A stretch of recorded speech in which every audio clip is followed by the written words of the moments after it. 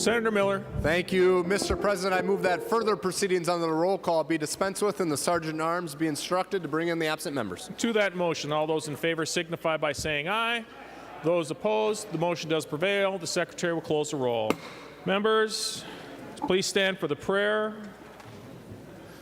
Today's chaplain is the Reverend Sarah Morris from Hazel Park United Church of Christ in St. Paul. And following the prayer, please remain standing for the Pledge of Allegiance. Good afternoon. Let us enter into a time of prayer. Sacred texts paint a picture of a world beyond this world, strange to us in its beauty, wonderful in its simplicity, every people, every tongue, splendid in diversity, yet finally at peace with one another, comfortable with difference. A vision of a new heaven, a new earth, rivers that bring life, leaves that heal the nations, a home with many rooms, place and space for all, a land of dreams, a vision of oneness, hunger and thirst left behind, violence and death, things of the past, a lamb, a shepherd, springs of water, and we will weep no more. Sacred texts tell a story of a world within this world, strange to us in the midst of what we know, remarkable in its simplicity, telling all we need for a life filled with integrity here on earth, and shared in many rooms, specifically today, in this one, and the rooms that surround us, the sharing of ideas, opinions, difference, and passion, sharing of values, funding, creativity, and ingenuity, rooms that hold the cloud of witnesses before us, reminding us of the past and pushing us to the future, reminding us of a time to get up and live, to get up and go out into all the world with the news of joy, commitment, and hope. Our sacred texts paint a picture of a new heaven and a new earth, where the presence of the holy dwells in each of us, all called to serve, inspired to lead, invited to be whole, strange to us in its courage, beautiful in its simplicity, a people of God. So dress our imagination in this new life until the dream becomes a reality, the story becomes true, the picture becomes perfect, and doing all this in the name of the one that holds all of us for who we are and calls us by name. May it be so. Amen. Pledge allegiance to the flag of the United States of America and to the republic for which it stands, one nation, under God, indivisible, with liberty and justice for all. Thank you. The Secretary will take the roll. Senators Abler, Anderson, Bach, Benson, Bigham, Carlson, Chamberlain, Champion, Clausen, Coleman, Swedzinski, Dames, Dibble, Dornick, Draheim, Duckworth, Dietzick, Eaton, Eichhorn, Eakin, Fate, Friends, Gazelka, Goggin, Herr, Hoffman, Housley, Howe, Ingebrigtsen, and Isaacson, Jasinski, Johnson, Johnson, Stewart, Kent, Kiffmeyer, Klein, Coran, Kunish, Lang, Latz, Limmer, Lopez, Franzen, Marty, Matthews, McEwen, Miller, Murphy, Nelson, Newman, Newton, Osmic, Pappas, Port, Pratt, Putnam, Rarick, Rest, Rosen, Rude, Senjum, Tomasoni, Torres, Ray, Utke, Weber, Westrom, Uyghur, Wickland. Pursuant to Rule 14.1, the following members intend to vote under Rule 40.7. Senators Anderson, Coleman, Eaton, Fateh, Goggin, Lang, Marty, Newman, Newton, Tomasoni, and Utke. A quorum is present. Members, before we begin, we have a number of motions for conference committees. Pursuant to Rule 12.5, Senator Kiffmeyer moves the following members be excused for a conference committee on House File 4293 at 1 p.m. Senators Kiffmeyer, Newman, Howe, Jasinski, and Dibble. Pursuant to Rule 12.5, Senator Abler moves that the following members are excused for a conference committee on Senate File 4410 at 1 p.m. Senators Abler, Utke, Coran, Benson, and Hoffman. Pursuant to Rule 12.5, Senator Ingebrigtsen moves that the following members be excused for a conference committee on Senate File 4062 at 1 p.m. Senators Ingebrigtsen, Tomasoni, Eichhorn, Weber, and Eakin. And pursuant to Rule 12.5, the Senator Westrom moves that the following members be excused for a conference committee on House File 4366 at 1 p.m. Senators Westrom, Draheim, Dornick, Pratt, and Dietzick. To that motion, all those in favor of the motion signify by saying aye. Those opposed, the motions do prevail.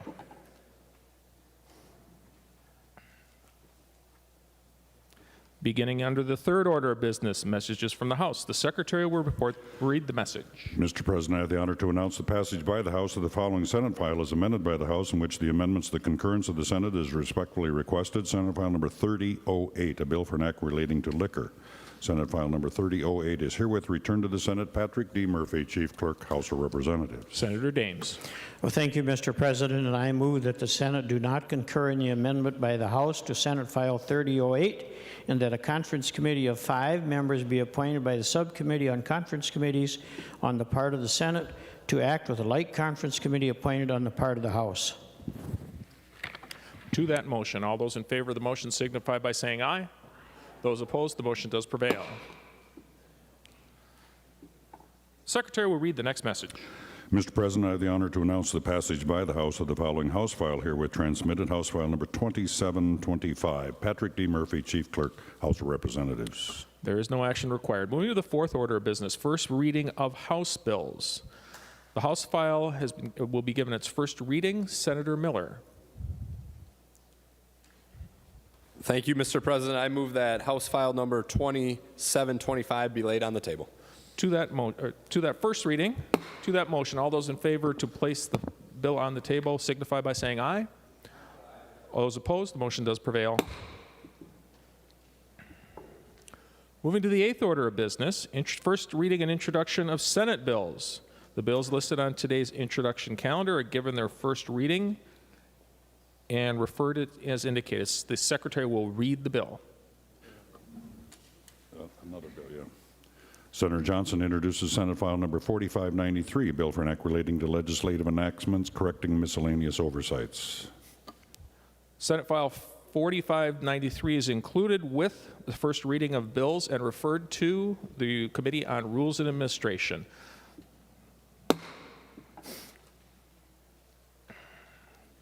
Moving to the ninth order of business, motions and resolutions. Senate Resolutions 139 and 140 are referred to the Committee on Rules and Administration. Senator Franzen.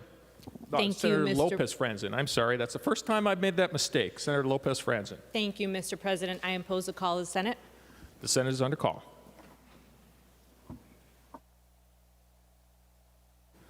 Senator Lopez Franzen, for what duration?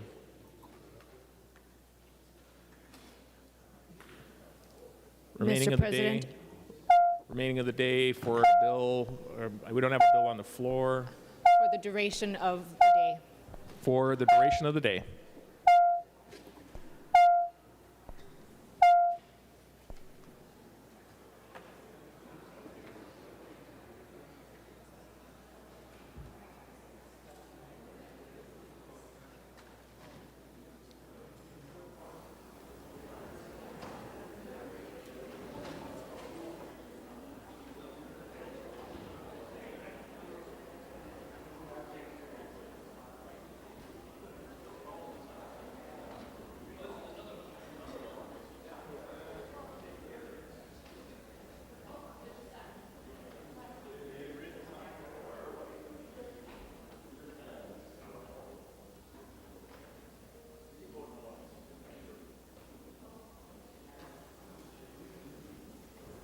Senator Lopez Franzen. Thank you, Mr. President. I move that further proceedings on the roll call be dispensed with and the Sergeant-at-Arms be instructed to bring the absentee members. To that motion, all those in favor signify by saying aye. Those opposed, the motion does prevail. Senator McEwen. Thank you, Mr. President. I move that Senate File Number 731 be withdrawn from the Committee on Health and Human Services, Finance and Policy, given a second reading and placed on general orders, and I do request a roll call. Roll call requested, roll call granted. To the merits of withdrawing from committee and the urgency thereof, Senator McEwen. Thank you, Mr. President. Colleagues, to the issue of withdrawing this bill from committee, as I am moving now, and to the urgency to do so, we have all seen a change here that has happened in recent months. We started our session having a set of human rights acknowledged by our federal government. Since the course of the session has proceeded, we now have found out quite recently, due to a leaked Supreme Court draft decision, that our rights are currently on the chopping block. We know, and those of us who have worked in this area for some time have known that this was coming. So for some of us, this was not a surprise. But for most people, most Minnesotans, this has come at a deep shock.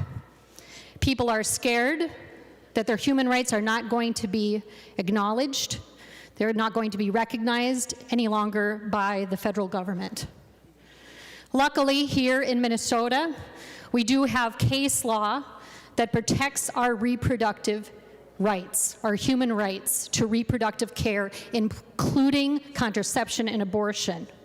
This bill, the Protect Reproductive Options Act, which I am requesting to remove from committee and to bring to the floor for debate and a vote, it is important for us to do this because this bill in particular puts those rights recognized under the Gomez decision, under our state law, under our rights of privacy, and also the rights that, for now, are recognized by our federal government, and puts them into statute. So it establishes the fundamental right of Minnesotans to make individual decisions about reproductive health care, including contraception, abortion, and pregnancy. It prevents politicians from interfering, restricting or denying a person's fundamental right to make their own reproductive health care decisions. And it prevents the state from discriminating against Minnesotans who exercise these fundamental rights. Mr. President, colleagues, this is a moment where by the time we come back in January, things are predicted by legal scholars, by all of those watching, and now through stark evidence of that draft opinion, which has been verified as being valid and correct by the Supreme Court, that those rights will likely be gone before we meet in January. So the people of Minnesota are looking to us now, to protect their rights, to enshrine them in statute, to make sure that politicians and their government is not going to reach into their homes, reach into their bedrooms, reach into their private decision-making. This is urgent. If anything is urgent, if we have ever heard an urgent bill, this is it. It's very, very important for us to take this up. And colleagues, if we vote this down and do not take this up to vote on it, debate it substantively today, I assert that we will be failing the people of Minnesota, and that is because most Minnesotans agree. Most Minnesotans agree that they do not want the government interfering in this deeply personal, individual, and family decision. So they want us to make sure that their rights are upheld. And colleagues, I will stand for questions on this. I ask for your support. Discussion to the motion to withdraw and bring to the floor. Again, this is to the motion to withdraw and for the urgency to declare it and bring it forward. It's not technically an urgency to be declared under the Constitution, but it is to the motion to withdraw. That is the motion on the floor. Discussion. Seeing none, the Secretary will give the motion as roll call. Secretary will take the roll on the motion. That's the correct.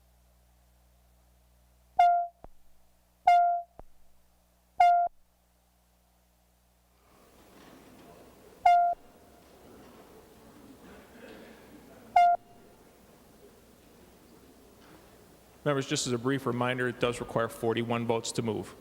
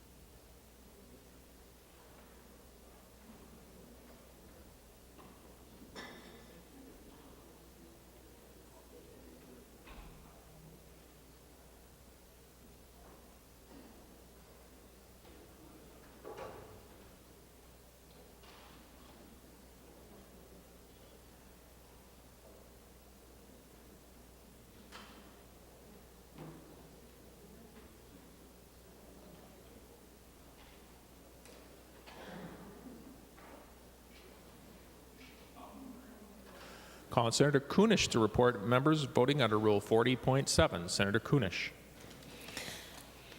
On the F-731, Senator Eaton votes aye. Eaton votes aye. Senator Kunish. Senator Fateh votes aye. Fateh votes aye. Senator Kunish. And Senator Newton votes aye. Newton votes aye.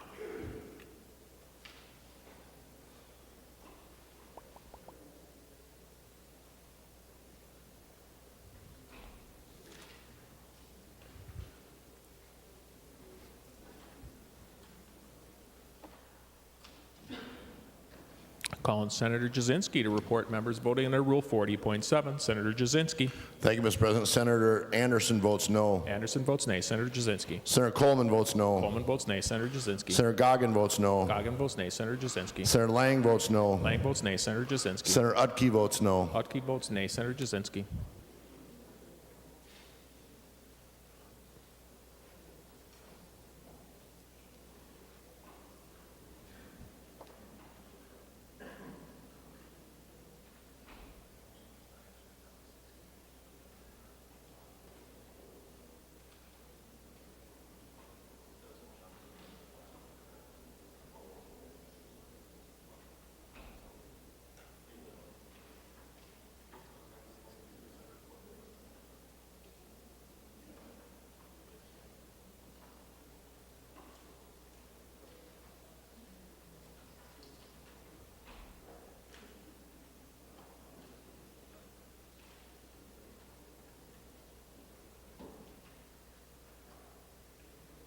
All members having voted with the desire to vote, the Secretary will close the roll. There being 31 ayes and 34 nays, the motion to withdraw does not prevail. Mr. President. Senator Port. Thank you, Mr. President. I move that Senate File 963 be withdrawn from the Committee on Health and Human Services, Finance and Policy, be given a second reading and placed on general orders, and I ask for a roll call. Roll call requested, roll call granted. Senator Port, to the merits of withdrawing the bill and placing on general orders. Thank you, Mr. President. It is important, colleagues, that we pull this bill from committee and move it to the floor with the understanding that Roe v. Wade will be struck down by the Supreme Court. Minnesota is posed to be the only state in the upper Midwest that will continue to provide a wide spectrum of reproductive care for those who are pregnant. And with that knowledge, we here in Minnesota have an urgent responsibility to ensure that our physicians are able to provide the best, most medically accurate and sound care possible. Currently in Minnesota, we require doctors to read a script of unscientific, medically inaccurate, and irrelevant information to patients prior to receiving abortion care. And we impose an unnecessary and burdensome 24-hour wait period after that script is delivered before they can receive medical care.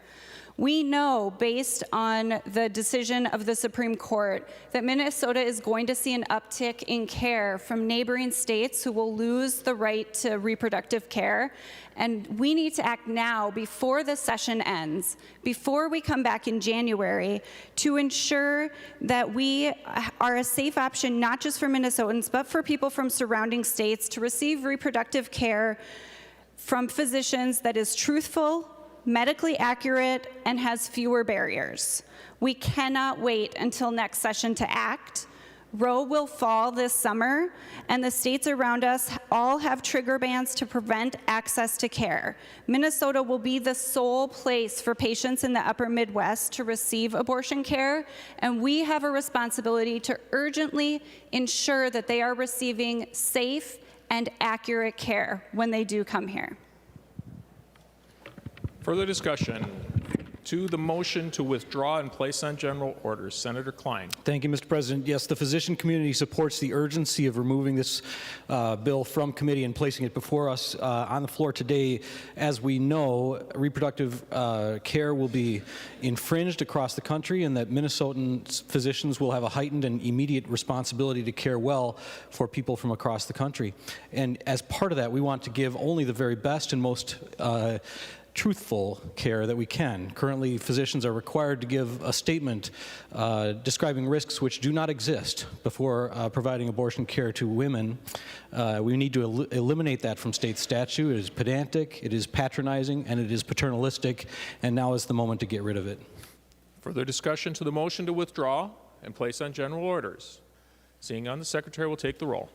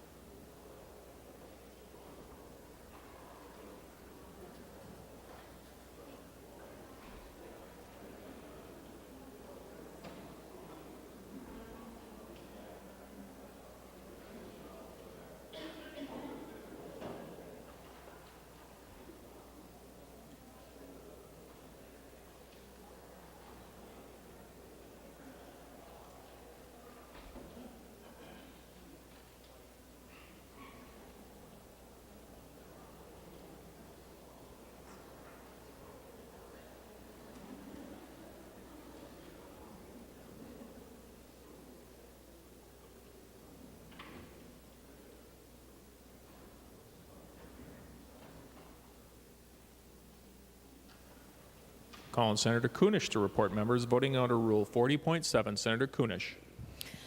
Mr. President, on Senate File 963, Senator Eaton votes yes. Eaton votes aye. Senator Kunish. Senator Fateh votes yes. Fateh votes aye. Senator Kunish. And Senator Newton votes yes. Newton votes aye. Calling Senator Jasinski to report members voting under Rule 40.7. Senator Jasinski. Thank you, Mr. President. Senator Anderson votes no. Anderson votes nay. Senator Jasinski. Senator Coleman votes no. Coleman votes nay. Senator Jasinski. Senator Goggin votes no. Goggin votes nay. Senator Jasinski. Senator Lang votes no. Lang votes nay. Senator Jasinski. Thank you, Mr. President. Senator Utke votes no. Utke votes nay. All members having voted with the desire to vote, the Secretary will close the roll. There being 31 ayes and 34 nays, the motion to withdraw does not prevail. Senator Kent. Thank you, Mr. President. I move that Senate File number 1205 be withdrawn from the Committee on Labor and Industry Policy, given a second reading, and placed on general orders, and I request a roll call. Roll call requested, roll call granted. Senator Kent, to the urgency and withdrawal to place on general orders. Thank you, Mr. President. As we are discussing, our country is facing a fundamental and historic change, a historic rolling back of rights in terms of people being able to make decisions for themselves and their families, and when and how they have children. And one of the things, and we had a big discussion about this the other day, is when people are making these decisions, one of the reasons that people, and it's well cited through a well-known study, that people decide to have an abortion has to do with the interference with work, education, ability to care for dependents, and also that someone cannot afford a baby at this time. It is urgent that Minnesota adopt a comprehensive, full, paid family and medical leave policy to give parents the peace of mind that they can care for a baby. Babies are incredibly vulnerable, incredibly needy, and it is a huge complicating factor when people are trying to make these decisions. And as these rights are being taken away, now is the time that we need to consider this very important policy that will make a fundamental change for all Minnesota families. So, Mr. President, members, I strongly encourage that we support this urgency and hear this bill now. To the motion to withdraw and place on general orders, any further discussion? Seeing none, the Secretary would take the roll on the motion to withdraw.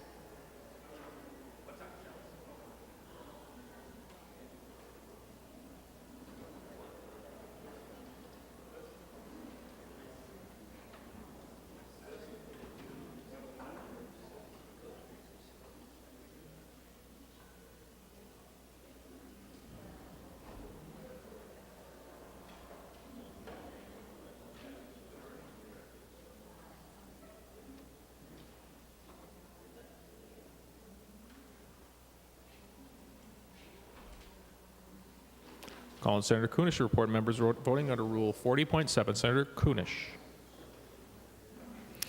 Mr. President, on the Senate file 1205, Senator Eaton votes aye. Eaton votes aye. Senator Kunish. Senator Fateh votes aye. Fateh votes aye. Senator Kunish. And Senator Newton votes aye. Newton votes aye.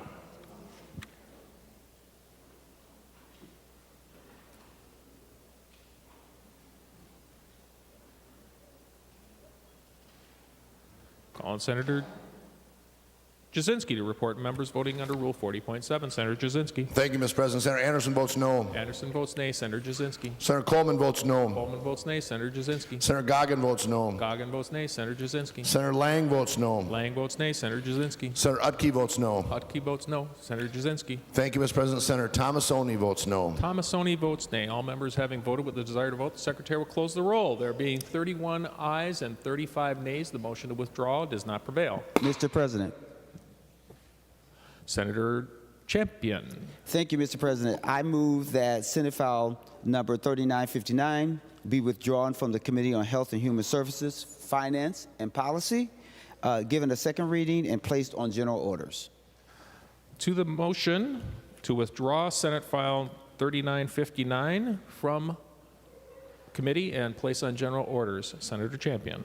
Thank you, Mr. President. Mr. President, we've heard and we know that the rights of women is very important. That is something that it should not be debated, and that women should have the right and must continue to have the right to make decisions about their own body. And the urgency that I am articulating is due to the Supreme Court's obvious changing of position that affects a woman's rights. And delaying any action on my bill that I'm asking to be removed and placed on general orders continues to, anyone to ignore that will continue to ignore a woman's right to care, and that care that should, and the care they should expect from the healthcare industry in all aspects. Senate File 3959 establishes the right for a pregnant patient to choose a person to be present while the patient is receiving health care services, including a hospital stay. I would say and make sure it's known that a doula or a traditional midwife may not be counted towards the limit of the designated support person. Women must have control of their own bodies. They should also have the right to make the decision as to who is with them when they are receiving any health care services, including a hospital stay. And the urgency to do it is right now, because we should send a clear message as Minnesotans that women are important and their right to choose who they want in the room, like they should be able to choose what they want to do with their body. So, Mr. President, I'm asking my colleagues to declare this emergency. Thank you, Mr. President. Senator Putnam. Thank you, Mr. President and members. Many of us who have had children know the tremendous anxiety and stress and confusion and mystery in that moment. We in this chamber right now might not feel the urgency, but somewhere in Minnesota there is a mother who does. In this very, very moment right now, somewhere in Minnesota there is a mother who is anxious and concerned and afraid of what's going to happen as she gives birth. There is no reason not to support Senator Champion's initiative. There is no reason for us to deliberately ignore the cries of mothers throughout the state of Minnesota that are happening right now as we speak. And for this reason, I hope that we recognize the urgency not just as a legislative concern, but as a human one for mothers throughout the state in this very moment. Senator Pappas. Thank you, Mr. President. I rise to support the Champion motion. I think we saw during COVID times how how awful it is for women to have to give birth by themselves. Because of COVID restrictions, they often were their partner, their husband, their mother was not allowed to be with them. And I just know that I was fortunate enough to attend the births of 4 of my grandchildren and my own births, how important it is to have that companion. And the outcomes are so much better when you have someone there that is supporting you during the whole process. Someone that's holding your hand, pushing on your back, giving you ice cubes, and just telling you you're doing a good job and you're going to get there eventually. It's very, very difficult. The women in the room and the fathers in the room know giving birth. And so it's so vitally important that there be no restrictions to a woman's choice of who she wants to be with her while she's in labor. Remember, members, this only requires placing on general orders. So it's not even a final vote. And I don't think it should be a difficult vote to put this bill on general orders. Thank you. Senator Murphy.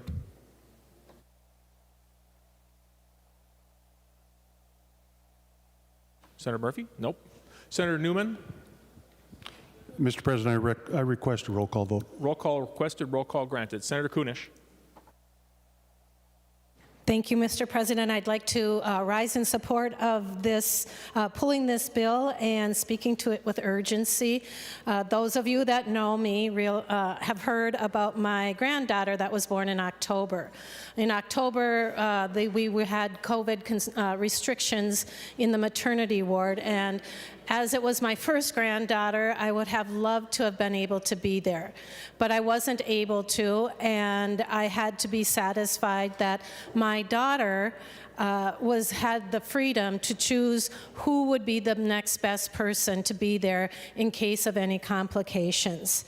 In the next few months, I will receive another granddaughter to welcome into this world.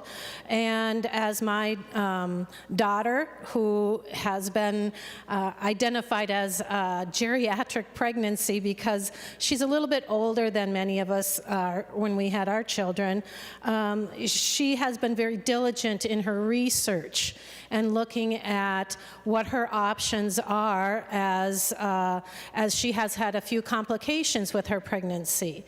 Those are the things that women, as they are going into those last months and weeks of pregnancy, give them the courage and the support to know that when their time comes, should there be any complications or should there be unique situations happening, that they have been able to choose who will be there at their side to help them make some of those final decisions, whether they end up having to go to a C-section. I know I had that when I had my children, and it was good to know that there was somebody there that I could look to when it comes time for those decisions. And so, members, I would ask that you support this move to bring 3959 to the floor and have that discussion and ensure that all women have the option to have the support at their birthing time and make sure that it's a good birth. Thank you. Senator Champion.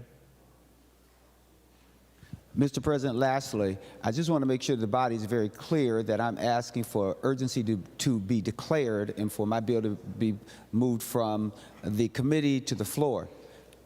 Simply because I'm asking for it as an urgency does not mean it's controversial. This bill is not controversial.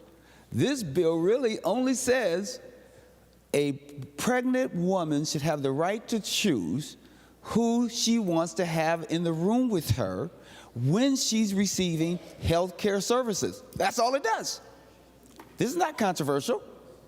So again, an urgency is necessary because we want a woman to have the right to choose who's in the room with her, as she should be able to choose what she wants to do with her body. Senator Johnson-Stewart. Thank you, Mr. President. And Senator Champion, you'll forgive me for standing up after you, but you made me realize how important this bill is, that we have debate, that we bring it to the floor. I'm trying to imagine a case where a woman would not have the ability to choose who is in the room with her when she gives birth, possibly a prisoner or somebody who's doesn't have her full rights being exercised. I can't imagine a bill that is more pro-woman, pro-choice, pro-freedom, pro-family, pro-health. I've given birth several times. I already talked about that on the floor, and it is a terrifying experience, especially if something goes wrong. Having anyone there with you as a support person is certainly a pro-family and pro-choice move. So I very much support Senator Champion's motion to bring this on general orders. Thank you, Mr. President. Members, just as a reminder, any of these motions do require 41, and also we are straying dangerously close to actually debating the actual merits of the bill. It is fully appropriate to discuss what the bill is about and even maybe talk to the reasons for the urgency, but we are not going to be debating the merits of the bill. That is not part of the motion, and it needs to be stuck to that point. Seeing no further discussion, the Secretary will take the roll on the motion to withdraw.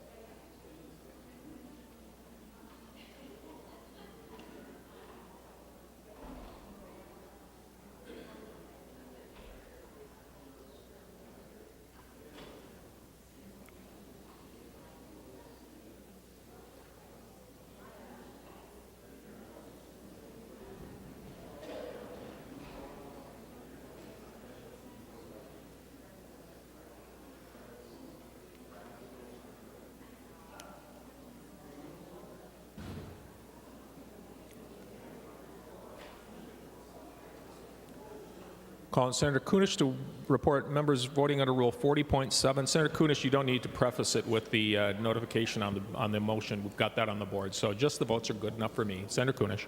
Gotcha.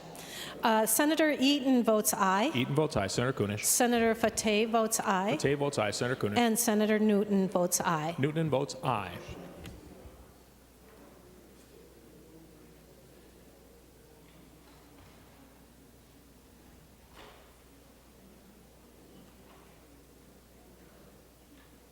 Calling Senator Eichhorn to report members voting under Rule 40.7. Senator Eichhorn. Thank you, Mr. President. Senator Anderson votes no. Anderson votes nay. Senator Eichhorn. Mr. President, Senator Coleman votes no. Coleman votes nay. Senator Eichhorn. Thank you, Mr. President. Senator Goggin votes no. Goggin votes nay. Senator Eichhorn. Thank you, Mr. President. Senator Ingebrigtsen votes no. Ingebrigtsen votes nay. Senator Eichhorn. Thank you, Mr. President. Senator Kiffmeyer votes no. Kiffmeyer votes nay. Senator Eichhorn. Thank you, Mr. President. Senator Lang votes no. Lang votes nay. Senator Eichhorn. Thank you, Mr. President. Senator Pratt votes no. Pratt votes nay. Senator Eichhorn. Thank you, Mr. President. Senator Tomassoni votes no. Tomassoni votes nay. Senator Eichhorn. And thank you, Mr. President. Senator Utke votes no. Utke votes nay. Senator Eichhorn. Thank you, Mr. President. Senator Howe votes no. Howe votes nay. Senator Eichhorn. And just another moment, Mr. President. Yep. I might have another one coming.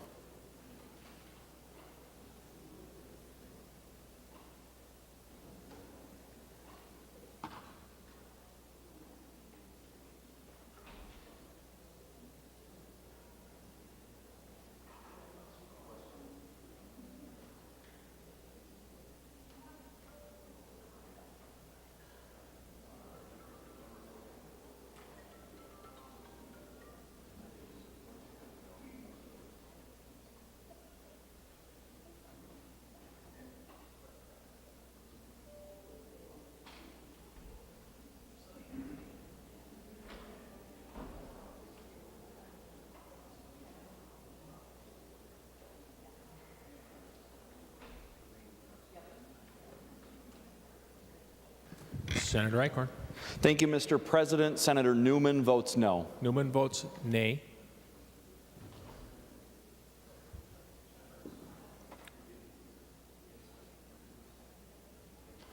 All members having, yep.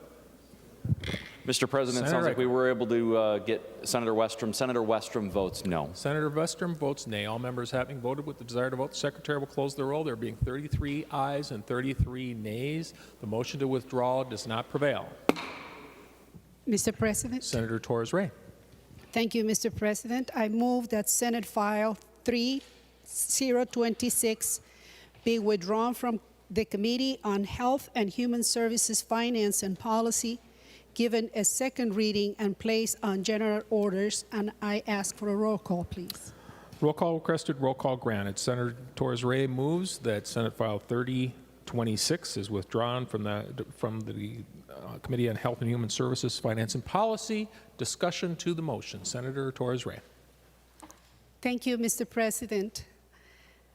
Members, some of you may know these statistics, but some of you may not.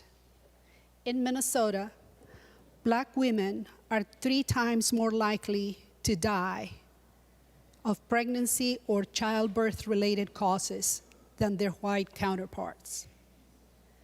The American Indian maternity mortality rate is approximately 4 times higher than that of white mothers. Almost half, that's 47% of maternal deaths occur in greater Minnesota.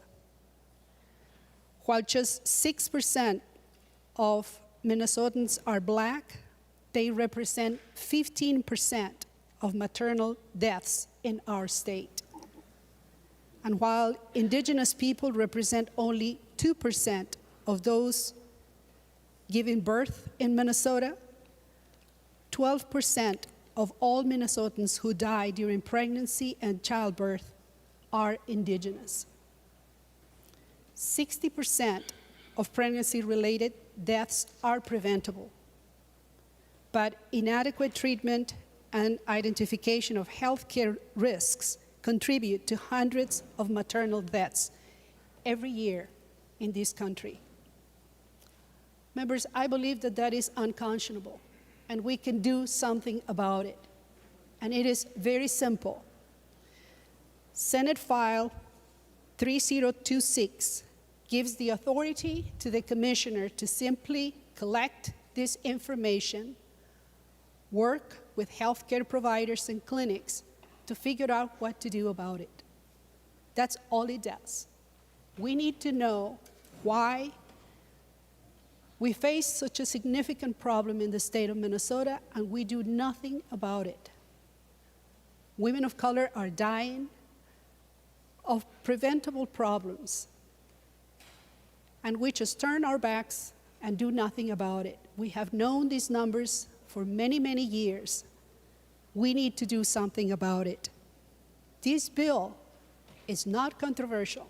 It just simply allows the commissioner to collect this information, to meet with practitioners and experts, with parents, and figure out what to do about it. Members, I ask for your support. Thank you, Mr. President. Members, I'm going to remind again, we certainly can speak briefly to the merits of the bill, but when we start talking about the merits of the bill beyond just a brief description, we are straying upon debate of a bill. I've said it once, and this is the second time. So, Senator Friends, you're first on my list. Thank you, Mr. President, and thank you, members. We're asking the body to declare this urgency, to pull this bill, and to have it placed on general orders. And there is a very good reason why the word urgency applies here. And for my friends from Greater Minnesota, let's understand half of these deaths occur in Greater Minnesota.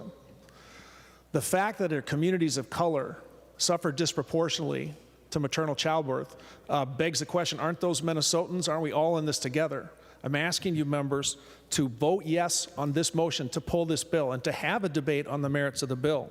There is no reason why we would not take action on this, which simply says we can work to make it better. We are literally watching statistics prove that people are dying. There is no reason for us not to dedicate ourselves to reducing that number. That's the urgency, and Mr. President, that's why members should vote yes on Senator Torres-Rey's motion. I'd like to add my thanks to Representative Richardson in the other body for fighting for this for so many years. I hope that we can deliver some good news on that today.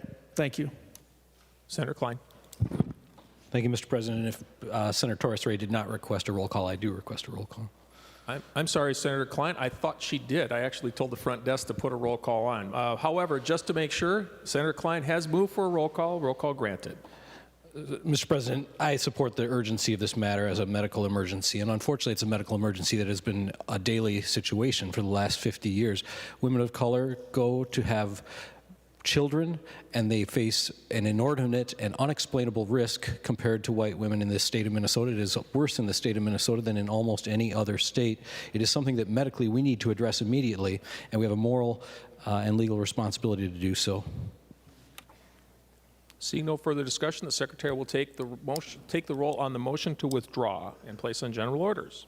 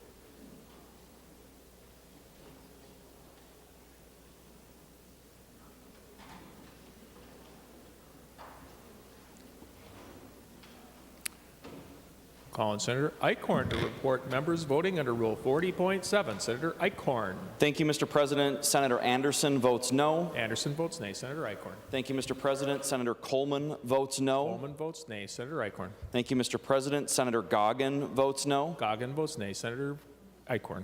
Thank you, Mr. President. Senator Dornick votes no. Dornick votes nay. Senator Eichhorn.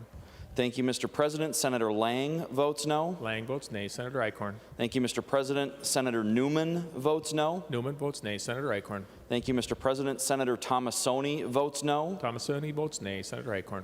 Thank you, Mr. President. Senator Utke votes no. Utke votes nay. Senator Eichhorn. Thank you, Mr. President. Senator Ingebrigtsen votes no. Ingebrigtsen votes nay. Senator Eichhorn. Thank you, Mr. President. Senator Dornick votes no. Got Dornick already. Senator Eichhorn. Thank you, Mr. President. Senator Pratt votes no. Pratt votes nay. Senator Eichhorn.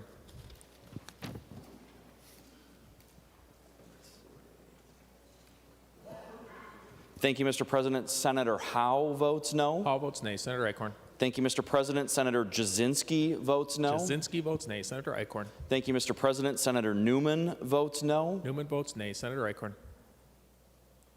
Thank you, Mr. President. Senator Kiffmeyer votes no. Kiffmeyer votes nay.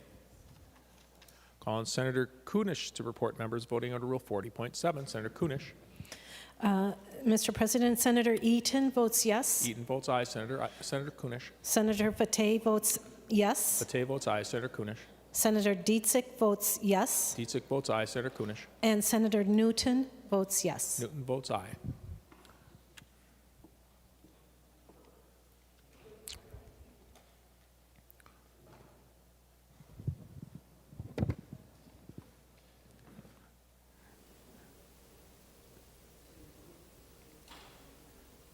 It's Senator Benson was in between yourself and myself, and I need to fix that first.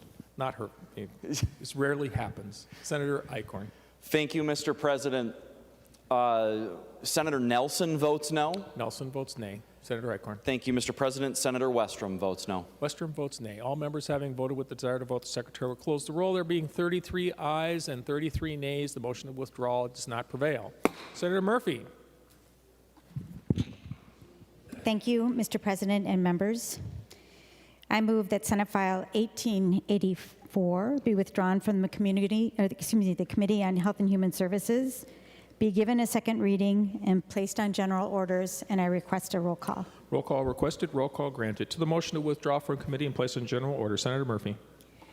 Thank you, Mr. President, and thank you, members. Senate File 1884 is a piece of legislation that I have been working on along with Senator Pappas since 2014. Senate File 1884 advances the use of contraception by assuring that it is covered by insurance companies with no cost sharing, and that it is dispensed on a 12-month basis. And we know that contraception is most effective when it is reliably taken. This piece of legislation codifies provisions from the Affordable Care Act that were threatened by a lawsuit. I believe that this legislation represents what should be common ground for those of us who believe in reproductive freedom and reproductive justice, the common ground of assuring that people are able to make a choice about when they begin and grow their families, and using a safe and common medication that allows us to avoid unintended pregnancy. And so as we fight as a nation and we watch as the Supreme Court is poised to strip away, by striking down Roe, our bodily autonomy, our ability at self-determination, and our freedom to begin our families and raise them on our own terms, contraception should be a middle ground, a common sense advance, and something that I would expect everyone in this body to vote for. We know the urgency of this because of what is happening with the Supreme Court. We know it is urgent because people use contraception for all sorts of medical reasons, in addition to preventing unintended pregnancy. We know this is urgent, and I have listened to Senator Miller talk about his desire to support mothers. My grandmother, when she labored, was restrained to a bed in the hospital and left alone while the nuns went to church. That was my grandmother. My mother, who did not have access to contraception, had 5 children. I'm the oldest of 5. Our family, in our Irish family, was one of the smallest families, and my mother suffered ongoing physical, health conditions as a result of that pregnancy, and she paid a significant price with her economic security, something she never really recovered from. I loved her very much. Pregnancy is not easy. I've had a high-risk pregnancy myself. I am grateful that I was able to choose when I was going to have my children, when I was going to grow my family. And as the Supreme Court is poised to strip away and create and advance reproductive injustice, we here together can make sure, by moving with urgency 1884 to general orders, that more people have more options, not only to prevent unintended pregnancy, but together for us to say that we believe it is in our hands, each of us, to choose when to start and grow our families for our health, our mental well-being, and our economic security. And I ask for your vote. Senator Kent. Thank you, Mr. President. Again, as we are speaking about the urgency in the case of this bill in the context of the recently leaked draft of a Supreme Court opinion, in reading that opinion, it is clear that one of the fundamental premises is the question of the right to privacy, which is fundamental to another Supreme Court decision, which was Griswold versus the state of Connecticut. And the outcome there protected and provided the ability for families and women to have access to contraception, to make these fundamental decisions about their health, their lives, their futures, their families. It is urgent that we in the Minnesota legislature take these crucial steps to protect that right for the women of Minnesota, for the people of Minnesota, for the families of Minnesota. And that is why we absolutely should hear this bill. Thank you. Senator Johnson Stewart. Thank you, Mr. President. I rise in support of pulling Senate File 1884 out of committee. It is indeed urgent. I'm looking at a map of trigger ban states in the U.S. Wisconsin, North Dakota, and South Dakota all touch our border. And as a college professor for the last 26 years, I think of the urgency that many college students who are enrolled in Minnesota will face if they don't have access to contraception, find themselves pregnant, and come from one of those trigger law states where abortion is not available. Contraception is exactly what we should be talking about for all legislators, whether we are pro-choice or anti-choice, whether we believe that every baby that is conceived should be a wanted baby. It is a natural argument that we should have a conversation out of committee on how we can support contraception access for all people, regardless of their insurance coverage. So thank you, Senator Murphy, for bringing this up, and I very much support pulling this out of committee. Thank you. Senator Dibble.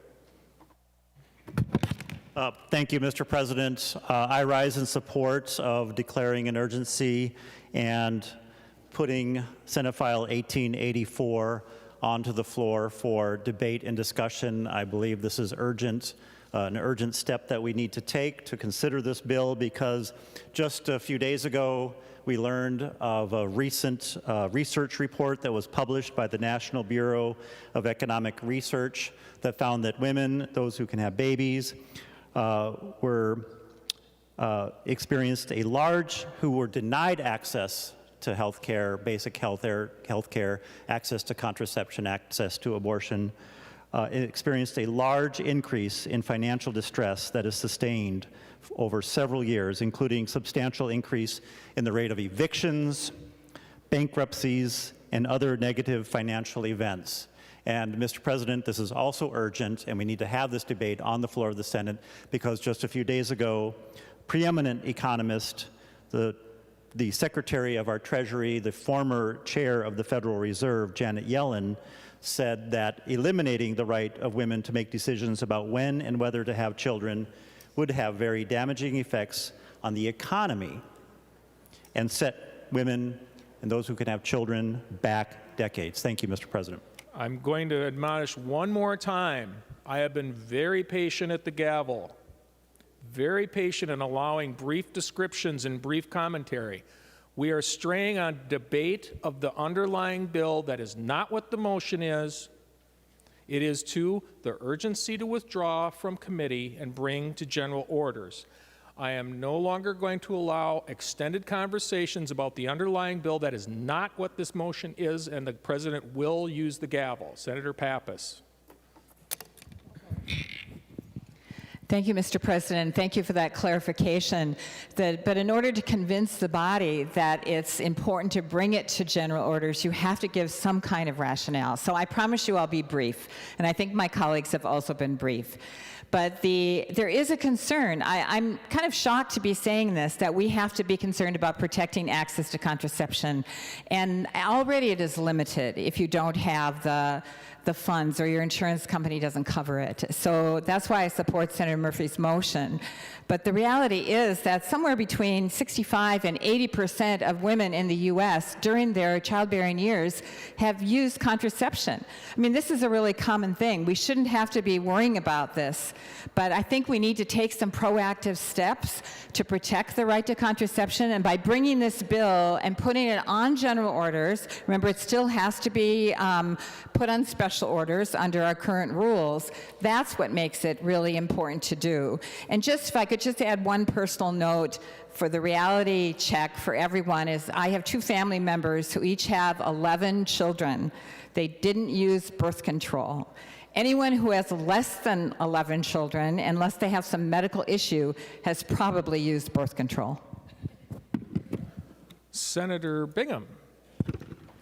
Thank you, Mr. President. I rise in support of the Murphy motion, and Senator Murphy did briefly mention this, but birth control is not only used to prohibit or attempt to prohibit pregnancy. It's also used for hormone replacement therapy. It's also used for other health incidences, and that's why with the threat of reproductive freedom due to the Supreme Court, there is a sense of urgency to bring this up today, and I urge members to vote green. Senator Murphy. Thank you, Mr. President and members. I appreciate the ability to talk about the urgency of Senate File 1884. Again, I'm going to ask for a green vote. We know that contraception reduces unintended pregnancy. We also know that contraception is the reason why we've seen a significant reduction in abortion, which I believe some members of this body support, and there is no reason not to join together in consensus and vote green on this urgency. Please vote green. Thank you. Secretary will take the roll on the motion to withdraw and place on general orders.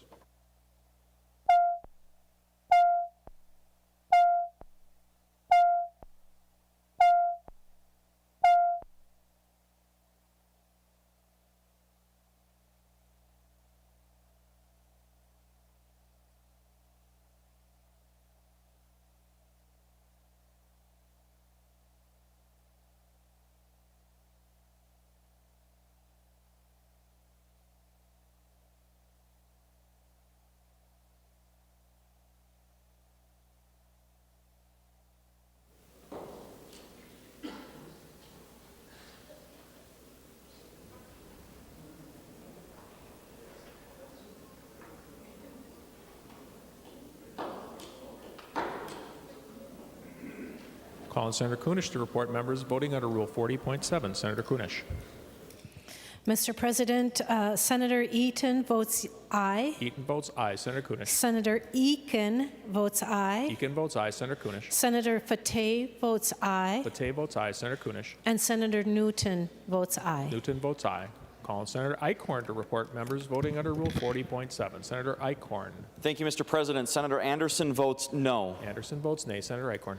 Thank you, Mr. President. Senator Coleman votes no. Coleman votes nay. Senator Eichhorn. Thank you, Mr. President. Senator Goggin votes no. Goggin votes nay. Senator Eichhorn. Thank you, Mr. President. Senator Lang votes no. Lang votes nay. Senator Eichhorn. Thank you, Mr. President. Senator Newman votes no. Newman votes nay. Senator Eichhorn. Thank you, Mr. President. Senator Tomasoni votes no. Tomasoni votes nay. Senator Eichhorn. Thank you, Mr. President. Senator Utke votes no. Utke votes nay. Senator Eichhorn. Thank you, Mr. President. Senator Ingebrigtsen votes no. Ingebrigtsen votes nay. Senator Eichhorn. Thank you, Mr. President. Senator Dornick votes no. Dornick votes nay. Senator Eichhorn. Thank you, Mr. President. Senator Pratt votes no. Pratt votes nay. Senator Eichhorn. Thank you, Mr. President. Senator Kiffmeyer votes no. Kiffmeyer votes nay. Senator Eichhorn. Thank you, Mr. President. Senator Jasinski votes no. Jasinski votes nay. I do have one more, Mr. President. Senator Eichhorn. Senator Nelson votes no. Nelson votes nay.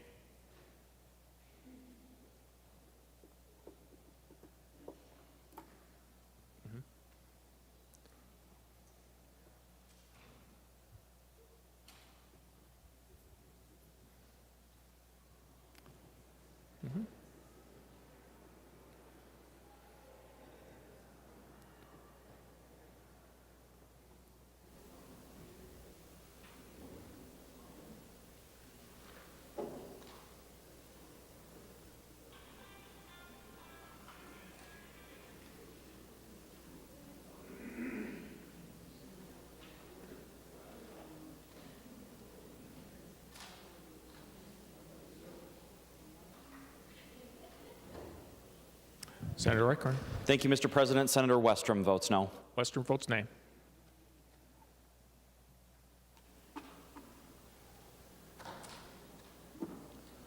All members having voted with the desired to vote, the Secretary will close the roll. There being 33 ayes and 33 nays, the motion to withdraw does not prevail.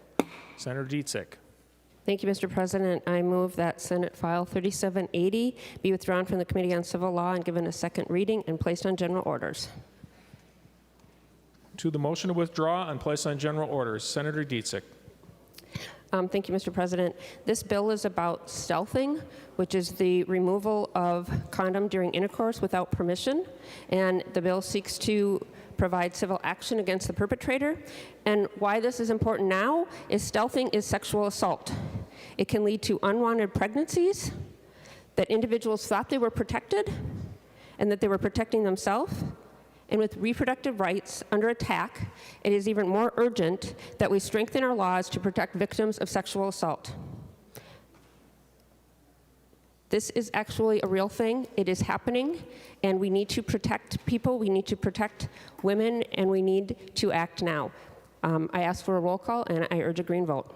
Roll call is requested. Roll call granted.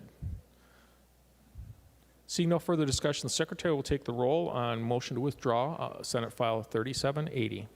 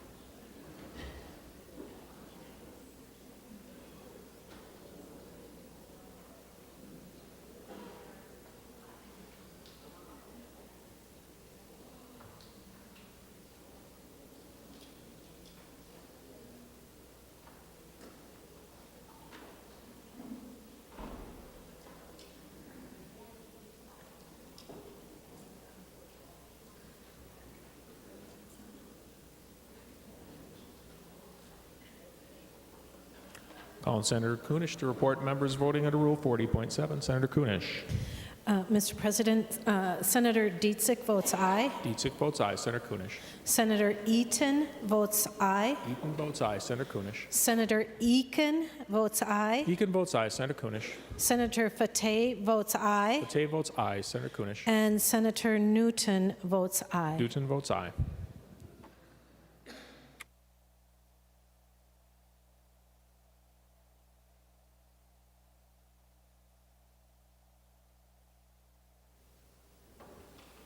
Calling Senator Eichhorn to report members voting under Rule 40.7. Senator Eichhorn. Thank you, Mr. President. Senator Anderson votes no. Anderson votes nay. Senator Eichhorn. Thank you, Mr. President. Senator Coleman votes no. Coleman votes nay. Senator Eichhorn. Thank you, Mr. President. Senator Goggin votes no. Goggin votes nay. Senator Eichhorn.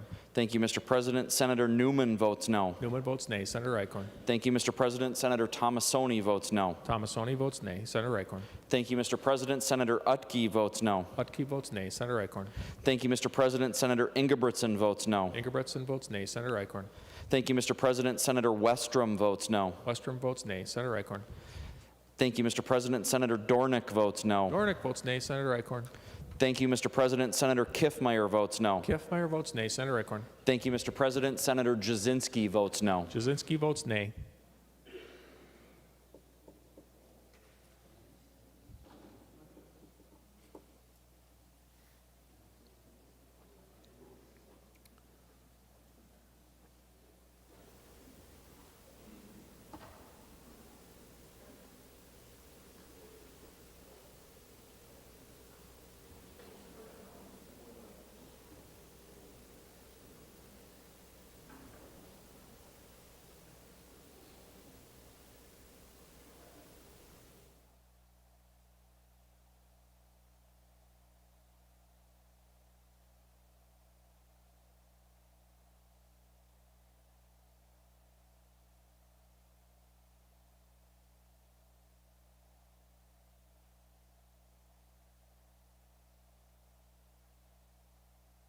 Senator Eichhorn. Thank you, Mr. President. Senator Nelson votes no. Nelson votes nay. Senator Eichhorn. Thank you, Mr. President. Senator Lang votes no. Lang votes nay. All members having voted with the desire to vote, the Secretary will close the roll. There being 32 ayes and 32 nays, the motion to withdraw does not prevail. Mr. President. Senator Marty. Mr. President, I move that Senate File 644 be withdrawn from the Committee on Health and Human Services, Finance and Policy, given a second reading, placed on general orders, and I'd like a roll call. Roll call requested, roll call granted. To the motion to withdraw and place on general order, Senator Marty. Thank you, Mr. President. Real brief, the bill is one that simply provides family planning special project grants to the Department of Health, which is urgently needed. I'll speak to the urgency in just a second, but just so people know what this does. This is to provide family planning services to largely nonprofits and counties and tribal governments that provide evidence-based family planning, counseling, education, contraceptive, pre-contraceptive care, healthy pregnancy, and sexually transmitted infection screening and treatment. The urgency for this, and I've asked for a hearing for the bill, and now I'm asking for it to be brought out of here, is partly because of the fact that the federal government cut back on federal Title X funding for these clinics. They are very short of supplies and equipment. They've had lack of funding because of some of the additional burdens from COVID, using so many test kits and so on. Sexually transmitted infection test kits have gotten more expensive because of that. They cannot meet the need they have right now. And I can't think of anything more urgent right now, especially given the Supreme Court's putting reproductive rights on the line now, to make sure that people have the information, the choices they need, and making these grants available to people.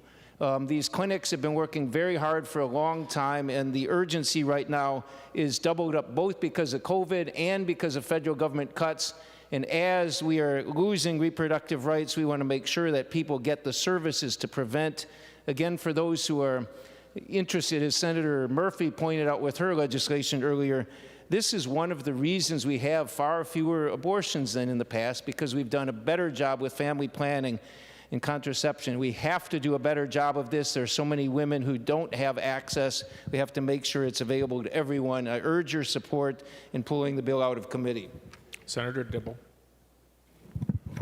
Thank you, Mr. President. I add to Senator Marty's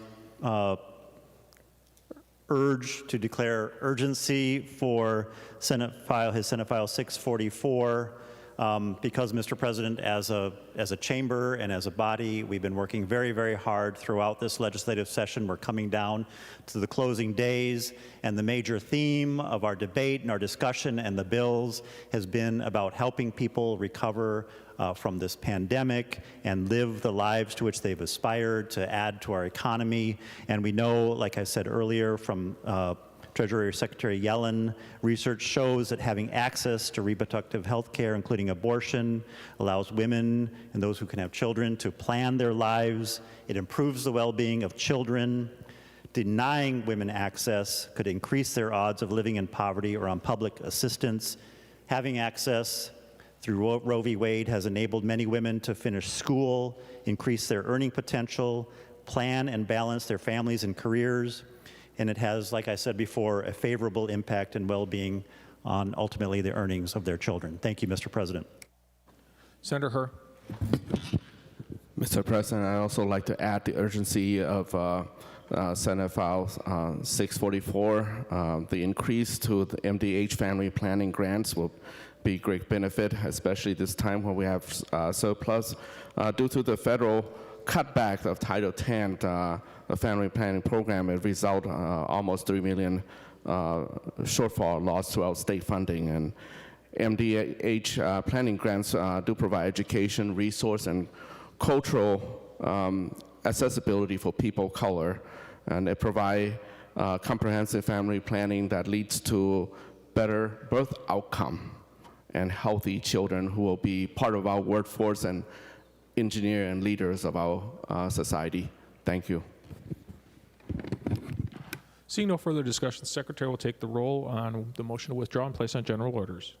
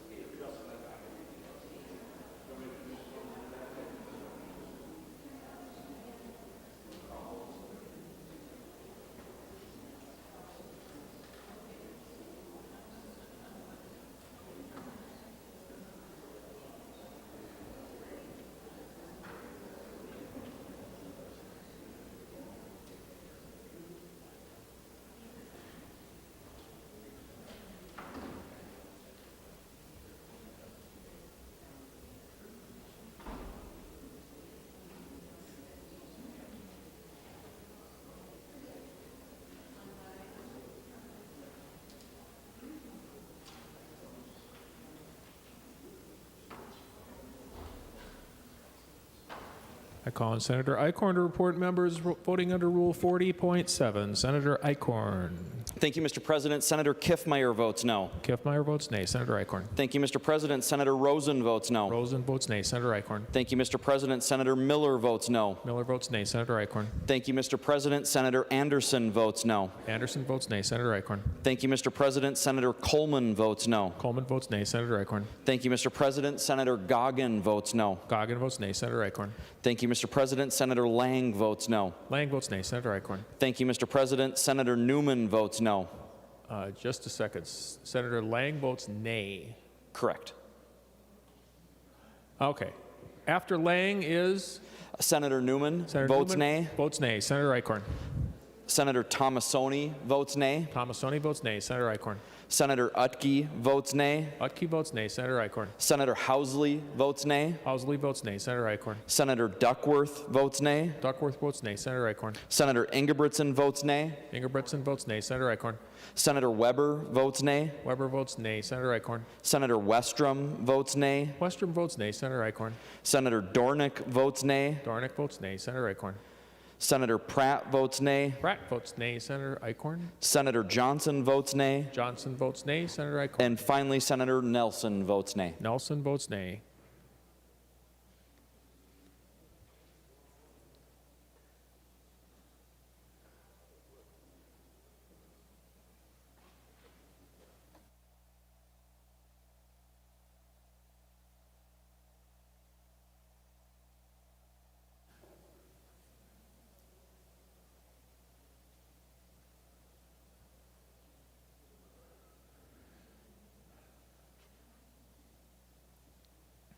Calling Senator Kunish to report members voting under Rule 40.7. Senator Kunish.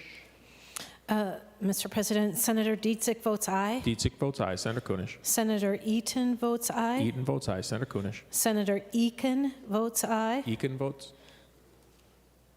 aye. Senator Kunish. Senator Fateh votes aye. Fateh votes aye. Senator Kunish. And that's all I've got now. Senator, you can't, there's only two people that can do this. I will wait. However, we have some blank spots. I can certainly wait, Senator Kent.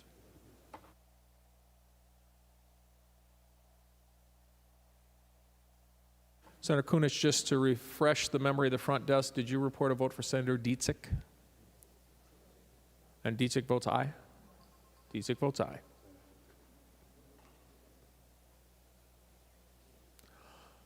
All members having voted with desire to vote, the Secretary will close the roll. There being 30 ayes and 33 nays, the motion to withdraw and place on general orders does not prevail. Mr. President. Senator Wickland. Thank you, Mr. President. I rise to move that Senate File 3766 be withdrawn from the Committee on Health and Human Services, Finance and Policy, be given a second reading, and be placed on general orders. To the motion to withdraw and place on general orders, Senator Wickland. And I request a roll call. Roll call requested, roll call granted. Senator Wickland. Thank you, Mr. President. Given the impending ruling that will have a grave negative impact on women's ability to access the full range of reproductive and abortion care in the United States, it is really urgent and essential that we strengthen programs that will be those used by families to support a great start for all Minnesota families.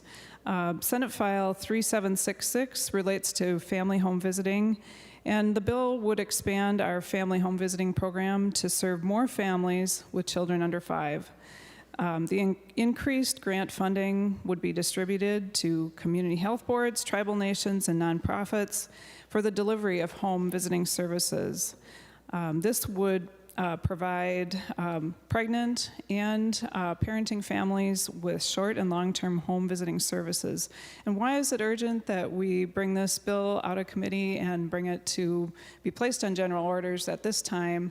It's because right now we're only able to serve about 10% of eligible families who would benefit from home visiting services. This establishment of a voluntary universal home visiting program that is focused on priority populations such as homeless families, incarcerated families, and children and youth with special health care needs will help us serve thousands of additional families in Minnesota. And I would like to say that given the current stresses that families are facing due to the pandemic, people are more socially and mentally stressed, and having access to family home visiting programs that can provide the options to get referrals to social services, to health services, will not only strengthen families and children from an educational standpoint, but it will help them recover from these stresses that we've been facing over the past couple years. This ability to provide families with additional resources and have access to community support systems has been proven to strengthen and have better outcomes for children and their parents all across the years, and especially so during this time after the pandemic. So I would like to urge us to bring this bill forward, place it on general orders so it can be brought up, so we can address the funding needs this session when we know that the need is there already, and we should be funding programs that are proven to work and proven to help our families. Thank you, Mr. President. Senator Port. Thank you, Mr. President and members. I just want to highlight one of the things that Senator Wickland said that for me is why this is incredibly urgent that we pull this out. Only 10% of the families that qualify for these family visits are actually receiving them. 10%. We can do so much more, and Minnesotan families need us to do more. That is why, today we need to take this. We should have a green vote to take this out of committee, bring it to the floor, and talk about what we can actually do for the new babies, for the new families, for the children under 5 in our communities who are asking us for help, who qualify for help and are not getting it because we don't have the resources. I can't think of anything more urgent than reaching out to those families and telling them that we hear them, we understand them, and we are going to make sure that the resources are provided for them. I support a green vote. Senator Carlson. Thank you, Mr. President. May I ask if Senator Wickland will yield for a question?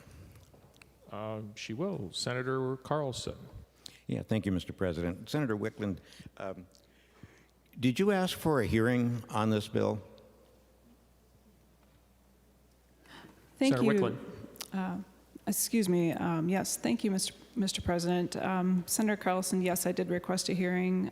The date of the request was March 21st. Thank you.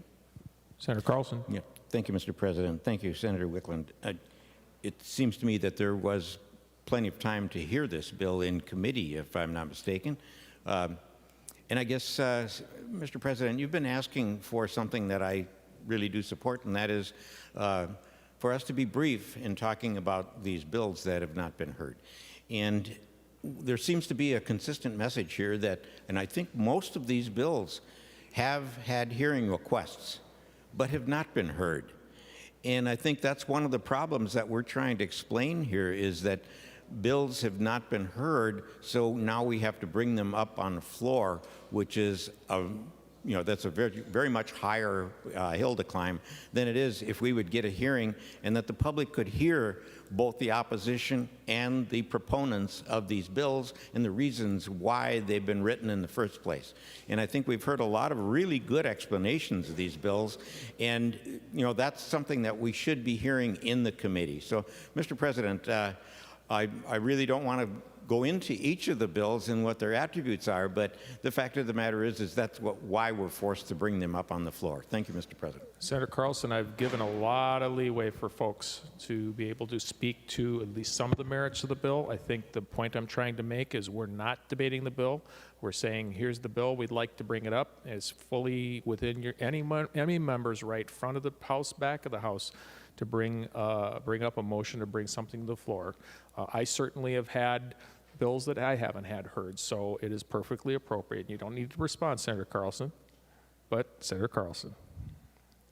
Thank you, Mr. President, and this is brief, and that is precisely why we're bringing them up, is that they've not been heard in front of the body or in front of the public. So thank you very much for your consideration. Senator Weaker. Thank you, Mr. President. Members, I strongly support Senator Wickland's motion. There can't be a stronger pro-family proposal before the body than to provide hope and opportunity for these young kids, these young families that just need some additional help. I can't think of a better way to be ready for kindergarten, to be reading proficient if you get an early start with home health visits and all of the benefits that have been identified in earlier discussions that we've had. We're just talking about a right for a hearing to talk about this. Please support the Wickland motion. Senator Murphy. Thank you, Mr. President. And members, I too rise to support the urgency of Senate File 3766. We know family visiting, home visiting after the birth of a child improves the lives of both the mother and baby. I also rise to say that as we have been moving these bills with urgency today, we've done so because they have not gotten hearings in committees.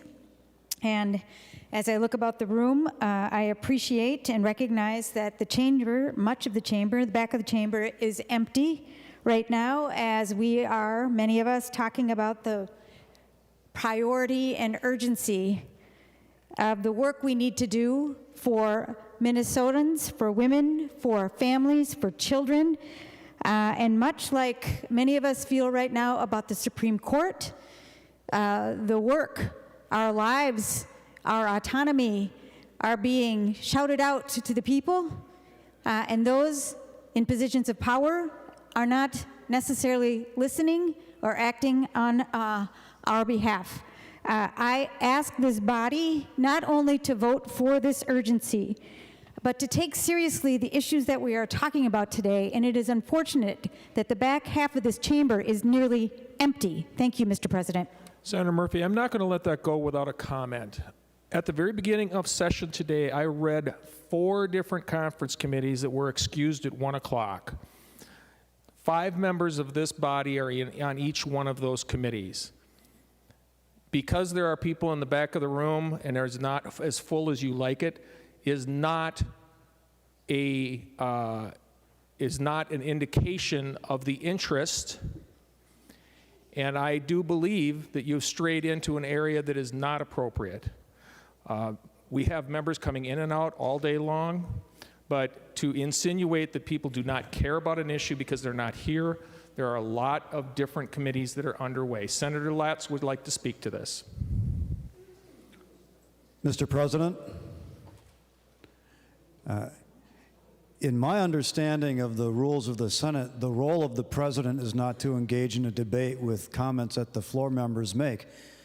Is to conduct the business of the Senate and rule on parliamentary inquiries. This is not the first time that the President has engaged in substantive discussion with members of the Senate when he didn't like something that they said, and I would ask if the President would, with all due respect, stick within the role of the President and not engage. If the President wishes to engage in the substance of a conversation, the President can step down and go to his desk and have the conversation from there. Well, Senator Latz, we have had previous discussions regarding the implying motives, and what I felt, and I am responsible for the decorum of the body, that motives of the individuals in the back of the room were being questioned. And I think it is appropriate for the President not only to remind the member that there are conference committees taking place, but the absence of the members is not an indication of any of their motives nor interest. I think I have every right to make that call. You may disagree, but I do have that right. Senator Kunish. Mr. President, I rise in support of the Wickland Bill 3766. I've had the joy of a number of different careers in my life, and one of the most rewarding was as a family resource advocate for a program called Way to Grow.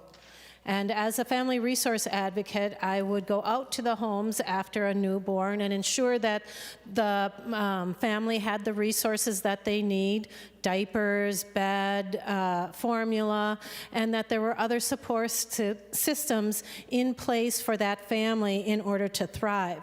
If there were incidences that there was need, or the baby wasn't growing as well, or perhaps the family was under some kind of stress, I was there to be able to provide resources or suggest resources that they could go to. And I know, based on that experience, how absolutely vital and valuable those sort of family visits, those home visits were. Many a parent, whether it was a mother or a father or a grandmother, welcomed me into the home and appreciated the resource, the access to those resources that were going to make that child or any other children in the family's lives a little bit better. And so with the urgency that Senator Wickland has expressed, I suggest that we do take this bill up and we discuss it as best we can and ensure that our families have the resources that they need to thrive. Seeing no further discussion, the Secretary will take the roll on the motion to withdraw and place on general orders.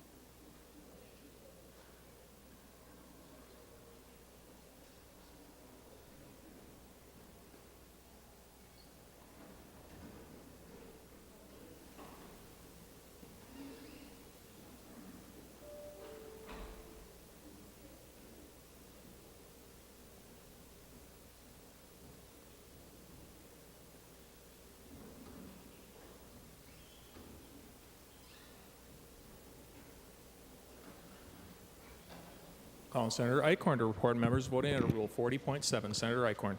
Thank you, Mr. President. Senator Anderson votes nay. Anderson votes nay. Senator Eichhorn. Thank you, Mr. President. Senator Coleman votes nay. Coleman votes nay. Senator Eichhorn. Thank you, Mr. President. Senator Goggin votes nay. Goggin votes nay. Senator Eichhorn. Thank you, Mr. President. Senator Lang votes nay. Lang votes nay. Senator Eichhorn. Thank you, Mr. President. Senator Newman votes nay. Newman votes nay. Senator Eichhorn. Thank you, Mr. President. Senator Tomassoni votes nay. Tomassoni votes nay. Senator Eichhorn. Thank you, Mr. President. Senator Utke votes nay. Utke votes nay. Senator Eichhorn. Thank you, Mr. President. Senator Housley votes nay. Housley votes nay. Senator Eichhorn. Thank you, Mr. President. Senator Duckworth votes nay. Duckworth votes nay. Senator Eichhorn. Thank you, Mr. President. Senator Ingebrigtsen votes nay. Ingebrigtsen votes nay. Senator Eichhorn. Thank you, Mr. President. Senator Weber votes nay. Weber votes nay. Senator Eichhorn. Thank you, Mr. President. Senator Westrom votes nay. Westrom votes nay. Senator Eichhorn. Thank you, Mr. President. Senator Dornick votes nay. Dornick votes nay. Senator Eichhorn. Thank you, Mr. President. Senator Pratt votes nay. Pratt votes nay.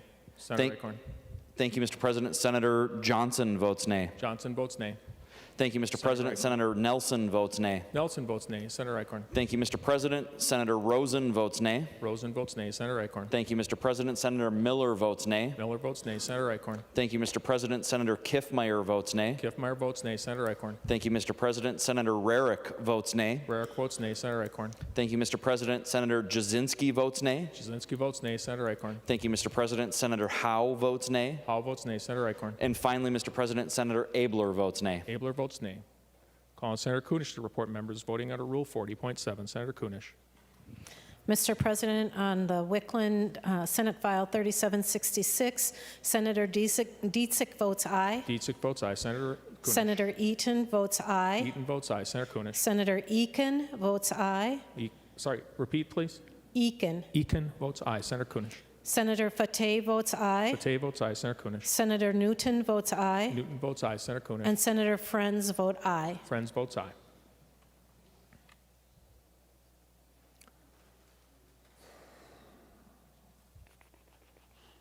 Mr. President, I would Senator like to Kunish. vote an aye for Senator Hoffman as well. Hoffman votes aye.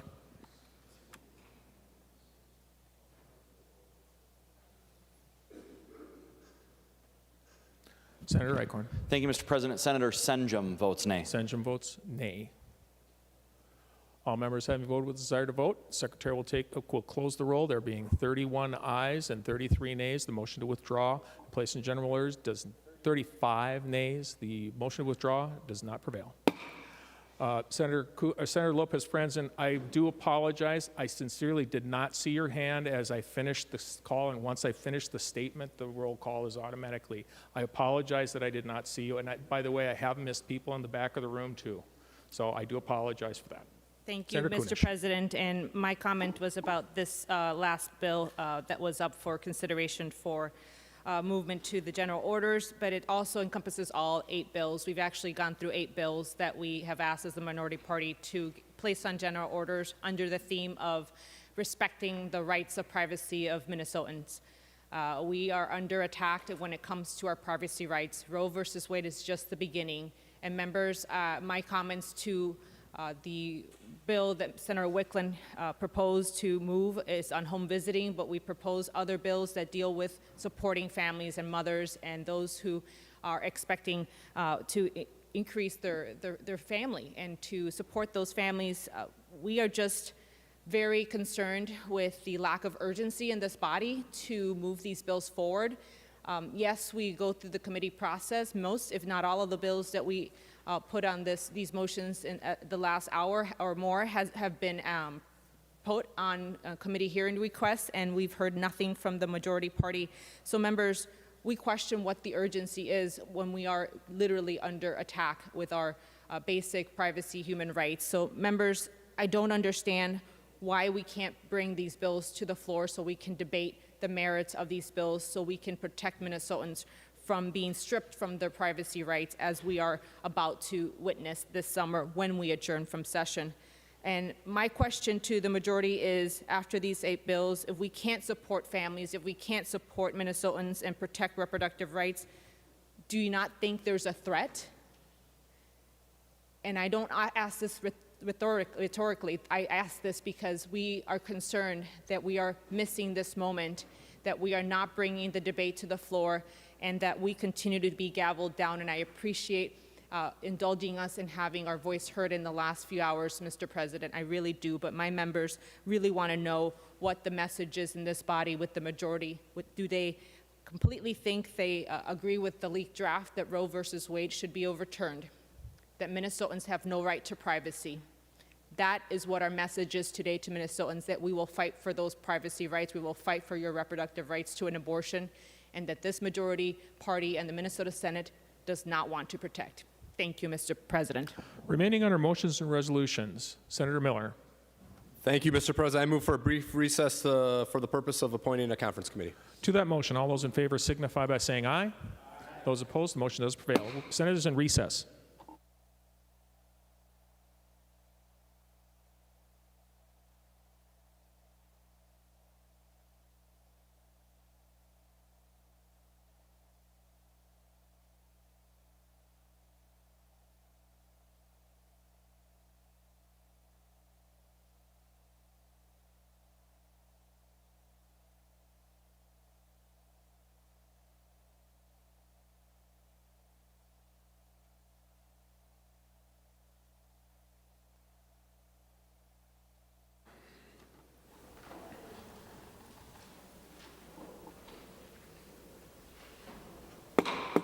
Senate will come to order. Senator Miller. Thank you, Mr. President. Is there a privileged report at the desk? Yes, there is. The Secretary will read the report. Senator Miller from the Subcommittee on Conference Committees recommends that the following senators be and are appointed as a conference committee on Senate File Number 3008. Senators Dames, Housley, Jasinski, Utke, and Kent. Senator Miller moves that the foregoing appointments be approved. To that motion, all those in favor of the motion signify by saying aye. Those opposed, the motion does prevail. Members, pursuant to Rule 12.5, Senator Pratt moves that the following members be excused for a conference committee on Senate File 4091 at 2 p.m. Senators Pratt, Rarick, Dames, Senjum, and Friends. All those in favor of the motion signify by saying aye. Aye. Opposed? Motion does prevail. Senator Miller. Thank you, Mr. President. Pursuant to Rule 26, I designate the following bills made special orders for immediate consideration. Members, the list is on your desk. Members, we have 6 on special orders. First bill on special orders today is House File 3989, number 77 on general orders. Senator Draheim. Thank you, Mr. President, and thank you, members. The first bill up today is a physician assistance technical fix bill. This bill I think is really important. A couple years ago, Senator Kiffmeyer had a bill to update the practice for physician assistants, and what a benefit that had to Minnesota. And during the last 2 years of the medical industry, in the last year, physician assistants had over 10 million encounters with patients. And I think most of our systems wouldn't have functioned the last year and a half without their help. It's a lengthy bill, but it's technical. We do have a letter from the Minnesota Medical Association in support of the bill. And Mr. President, I stand for questions and urge a green vote. Discussion to House File 3989.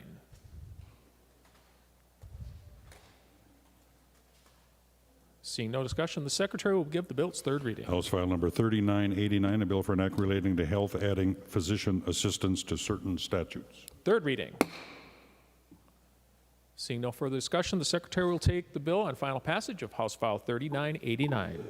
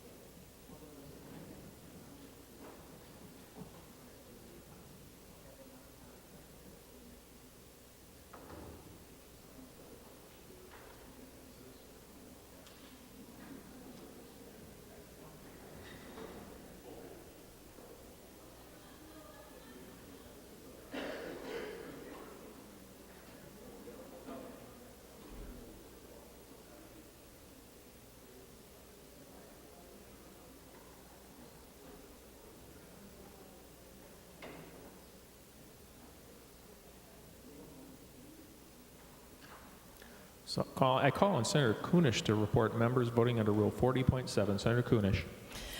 Senator Dietzick votes aye. Dietzick votes aye. Senator Kunish. Senator Eaton votes aye. Eaton votes aye. Senator Kunish.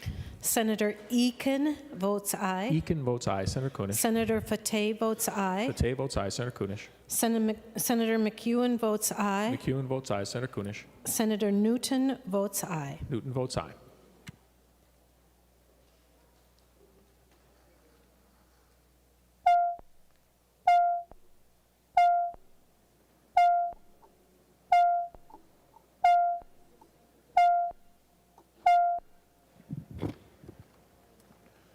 Call Senator Eichhorn to report members voting under Rule 40.7. Senator Eichhorn. Thank you, Mr. President. Senator Anderson votes yes. Anderson votes aye. Senator Eichhorn. Thank you, Mr. President. Senator Coleman votes yes. Coleman votes aye. Senator Eichhorn. Thank you, Mr. President. Senator Goggin votes yes. Goggin votes aye. Senator Eichhorn. Thank you, Mr. President. Senator Lang votes yes. Lang votes aye. Senator Eichhorn.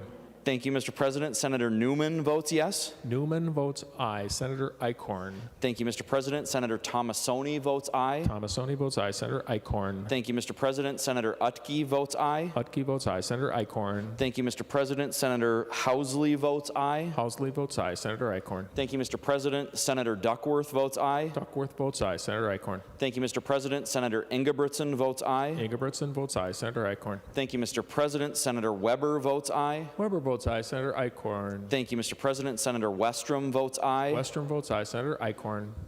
Thank you, Mr. President. Senator Dornick votes aye. Dornick votes aye. Senator Eichhorn. Thank you, Mr. President. Senator Johnson votes aye. Johnson votes aye. Senator Eichhorn. Thank you, Mr. President. Senator Rosen votes aye. Rosen votes aye. Senator Eichhorn. Thank you, Mr. President. Senator Jasinski votes aye. Jasinski votes aye. Senator Eichhorn. Thank you, Mr. President. Senator Miller votes aye. Miller votes aye. Senator Eichhorn. Thank you, Mr. President. Senator Rarick votes aye. Rarick votes aye. Senator Eichhorn. Thank you, Mr. President. Senator Howe votes aye. Howe votes aye. Senator Eichhorn. Thank you, Mr. President. Senator Abler votes aye. Abler votes aye. Senator Eichhorn. Thank you, Mr. President. Senator Senjum votes aye. Senjum votes aye. Senator Eichhorn. Thank you, Mr. President. Senator Benson votes aye. Benson votes aye. Senator Eichhorn. And finally, Mr. President, Senator Chamberlain votes aye. Chamberlain votes aye. Mr. President. Senator Kunish. Senator Hoffman votes aye. Hoffman votes aye. All members having voted with the desire to vote, the Secretary will close the roll. There being 63 ayes and 0 nays, House File 3989 does pass. Its title agreed to. Next bill on the agenda is Senate File 3257, number 30 on general order. Senator Draheim. Thank you, Mr. President. Members, Senate File 3257 would provide Children's of Minnesota with an additional 22 licensed beds for new inpatient mental health units. Members, we've seen in the media the last couple of days of articles about kids' mental health. This is very needed to add more capacity. In Minnesota, it's not uncommon to have kids wait days to be able to be seen for a mental health issue.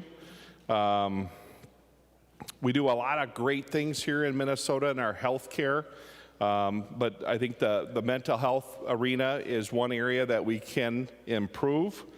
The bill has strong support from different associations across the state, but members, I urge a green vote.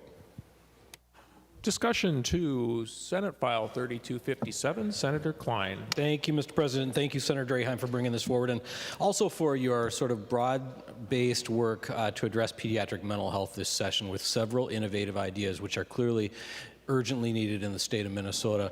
Members, in the past and traditionally, I'm a supporter of the public interest review process and the hospital moratorium provisions in our laws because of the need to be careful about how many hospital beds we open in this state. But this is clearly an urgent situation. Pediatric mental health is a crisis in our state. These additional 22 beds will immediately benefit the children of our state. And Children's Hospital is going through the public interest review process on this, so we will have an answer to that eventually. So I urge a green vote, and I thank Senator Draheim for the work. Senator Isaacson. Thank you, Mr. President. Thank you, Senator Draheim. You know, we're looking at a crisis of mental health with our young people, and this bill is one of the many cornerstones we're going to need to lay to make this situation better. And so I'm very pleased that we're doing that, and I compliment Children's for taking this on, and I'm looking forward to seeing the work they're going to do to help our kids. Thank you. Senator Pappas.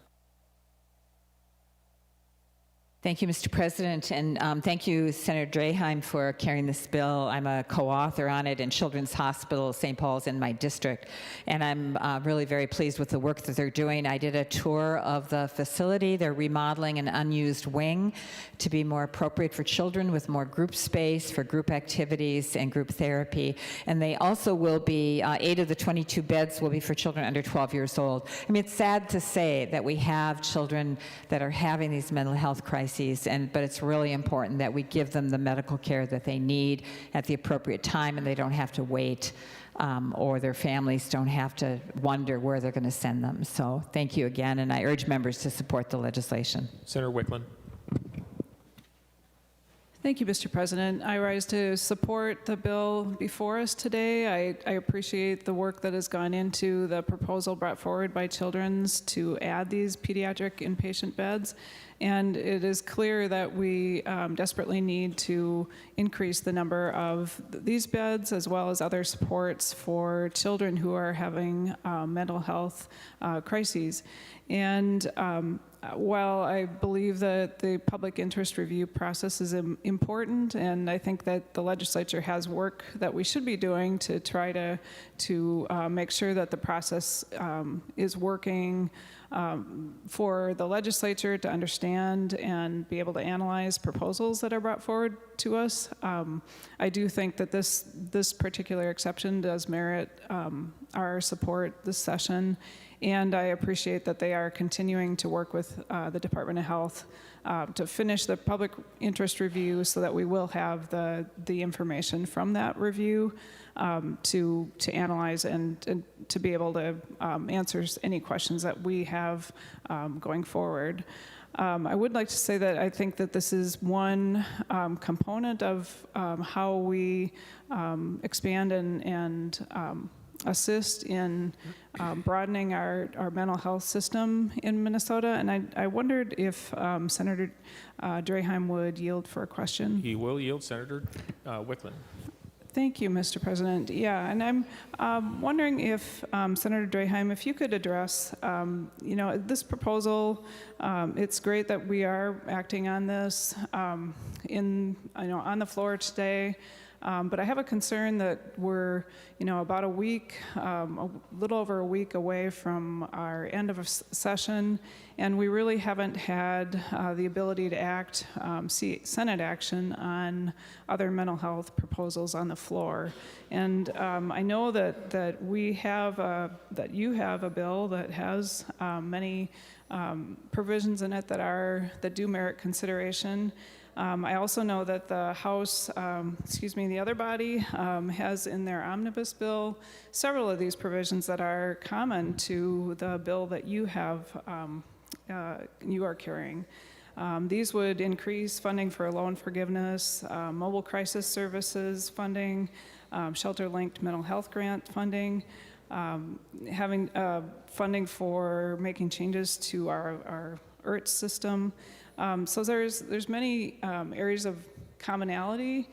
There are also some bills that have been brought forward, or provisions that have been brought forward by the Senate that I think are definitely worth the merit of discussing with the other body. And I'm wondering how things are going to be able to have a common discussion with House and Senate provisions to make sure that we are taking action on mental health provisions outside of this bill this session. If you could comment on that. Thank you. Senator Draheim. Thank you, Mr. President and Senator Wickland. Yes, I too hope that we can move forward some of the proposals that both parties have brought forward. The Senate file I think you're referring to is Senate File 3249. That has provisions from a lot of different people in this room, and I am doing all I can to move that bill forward and build support. There are quite a few provisions in the other body's omnibus bill, the 966 pages that they have in their bill. You know, we'll have to continue to work the process, and hopefully that bill will be on the floor soon. Senator Wickland. Thank you, Mr. President. Thank you, Senator, for answering that question. I would just urge you to continue to look for ways that we can have the common discussions between the two bodies at this point, since we are quickly running out of days to be able to consider provisions and discuss them and get agreement before we adjourn. Mental health, our system in Minnesota is not fully developed, and there is a great sense of urgency in working towards adding to it every session, and that is no different this year. I think we have an opportunity with the surplus, and we have commitments from both bodies to put funding towards mental health, and now is the time to take action on that. Thank you, Mr. President. Seeing no further discussion, the Secretary will give the bill its third reading. Senate File Number 3257, a bill for an act relating to health. Third reading. Any further discussion? Senator Draheim. Thank you, Mr. President. And I just wanted to stand and thank my co-authors, Senator Pappas, Senator Cran, Senator Klein, and Senator Isaacson. I know they're all passionate about helping in this field. I'd also like to thank all of the members that served on committees where we had to stop and had some real good discussion about mental health. I do appreciate it. I urge a green vote. Thank you. Seeing no further discussion, the Secretary will take the roll on Senate File 3257.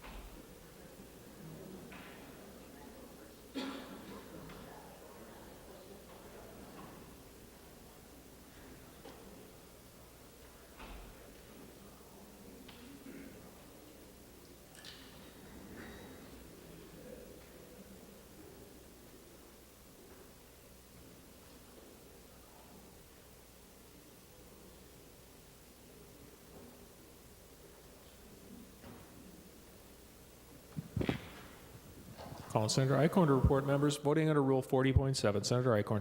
Thank you, Mr. President. I report an aye vote for Senator Anderson. Anderson votes aye. Senator Eichhorn. Thank you, Mr. President. Senator Coleman votes aye. Coleman votes aye. Senator Eichhorn. Thank you, Mr. President. Senator Goggin votes aye. Goggin votes aye. Senator Eichhorn. Thank you, Mr. President. Senator Lang votes aye. Lang votes aye. Senator Eichhorn. Thank you, Mr. President. Senator Newman votes aye. Newman votes aye. Senator Eichhorn. Thank you, Mr. President. Senator Tomasoni votes aye. Tomasoni votes aye. Senator Eichhorn. Thank you, Mr. President. Senator Utke votes aye. Utke votes aye. Senator Eichhorn. Thank you, Mr. President. Senator Housley votes aye. Housley votes aye. Senator Eichhorn. Thank you, Mr. President. Senator Duckworth votes aye. Duckworth Votes aye. Senator Eichhorn. Thank you, Mr. President. Senator Ingebrigtsen votes aye. Ingebrigtsen votes aye. Senator Eichhorn. Thank you, Mr. President. Senator Weber votes aye. Weber votes aye. Senator Eichhorn. Thank you, Mr. President. Senator Westrom votes aye. Westrom votes aye. Senator Eichhorn. Thank you, Mr. President. Senator Dornick votes aye. Dornick votes aye. Senator Eichhorn. Thank you, Mr. President. Senator Pratt votes aye. Pratt votes aye. Senator Eichhorn. Thank you, Mr. President. Senator Johnson votes aye. Johnson votes aye. Senator Eichhorn. Thank you, Mr. President. Senator Rosen votes aye. Rosen votes aye. Senator Eichhorn. Thank you, Mr. President. Senator Rarick votes aye. Rarick votes aye. Senator Eichhorn. Thank you, Mr. President. Senator Jasinski votes aye. Jasinski votes aye. Senator Eichhorn. Thank you, Mr. President. Senator Howe votes aye. Howe votes aye. Senator Eichhorn. Thank you, Mr. President. Senator Abler votes aye. Abler votes aye. Senator Eichhorn. Thank you, Mr. President. Senator Senjum votes aye. Senjum votes aye. Senator Eichhorn. Thank you, Mr. President. Senator Benson votes aye. Benson votes aye. Senator Eichhorn. Thank you, Mr. President. Senator Chamberlain votes aye. Chamberlain votes aye. Senator Eichhorn. Thank you, Mr. President. Senator Miller votes aye. Miller votes aye. Senator Eichhorn. Thank you, Mr. President. Senator Kiffmeyer votes aye. Kiffmeyer votes aye. Call on Senator Kunish to report members voting under Rule 40.7. Senator Kunish. Senator Dietzick votes aye. Dietzick votes aye. Senator Kunish. Senator Eaton votes aye. Eaton votes aye. Senator Kunish. Senator Eakin votes aye. Eakin votes aye. Senator Kunish. Senator Fateh votes aye. Fateh votes aye. Senator Kunish. Senator Hoffman votes aye. Hoffman votes aye. Senator Kunish. Senator McEwen votes aye. McEwen votes aye. Senator Kunish. Senator Newton votes aye. Newton votes aye. Senator Kunish. And Senator Latz votes aye. Latz votes aye.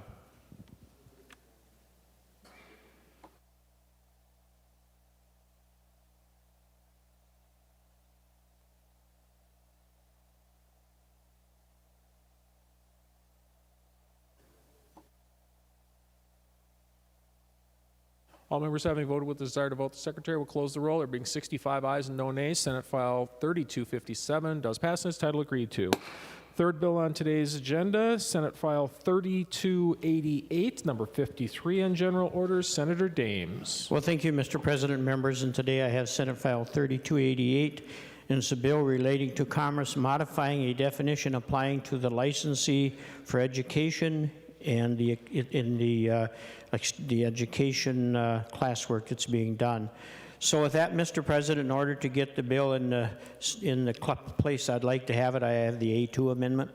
Senator Dames moves the A2 amendment. The Secretary will report the amendment. Senator Dames moves to amend Senate File number 3288 as follows. Delete everything. This is the A2 amendment. To the A2 amendment, Senator Dames. Well, thank you, Mr. President. The A2 amendment has different sections, and basically what it does is it's describing the different types of continuing education that now are available and some of the requirements. Section 1 talks about the live course, what it means, and it's outlining the requirements to qualify for that. Section 2 is the on-demand course. Again, that outlines what a demand course is. Section 3 gives a description of the proctor and what's the definitions needed and what needs to be done there. Section 4 deals with professional designation.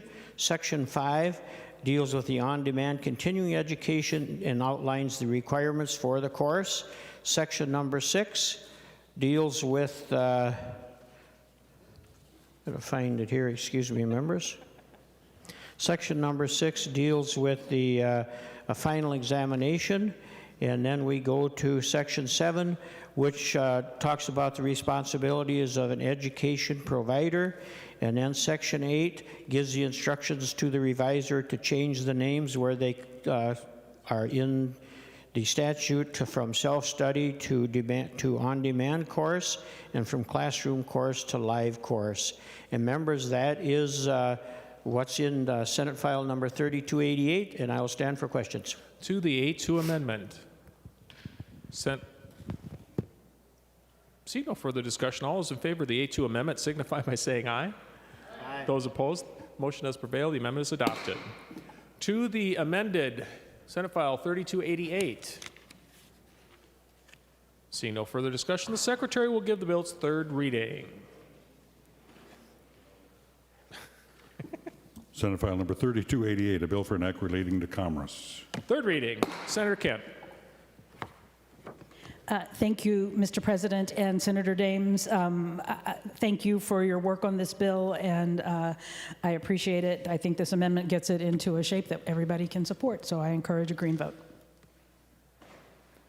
Seeing no further discussion, the Secretary will take the roll on Senate File 3288 as amended.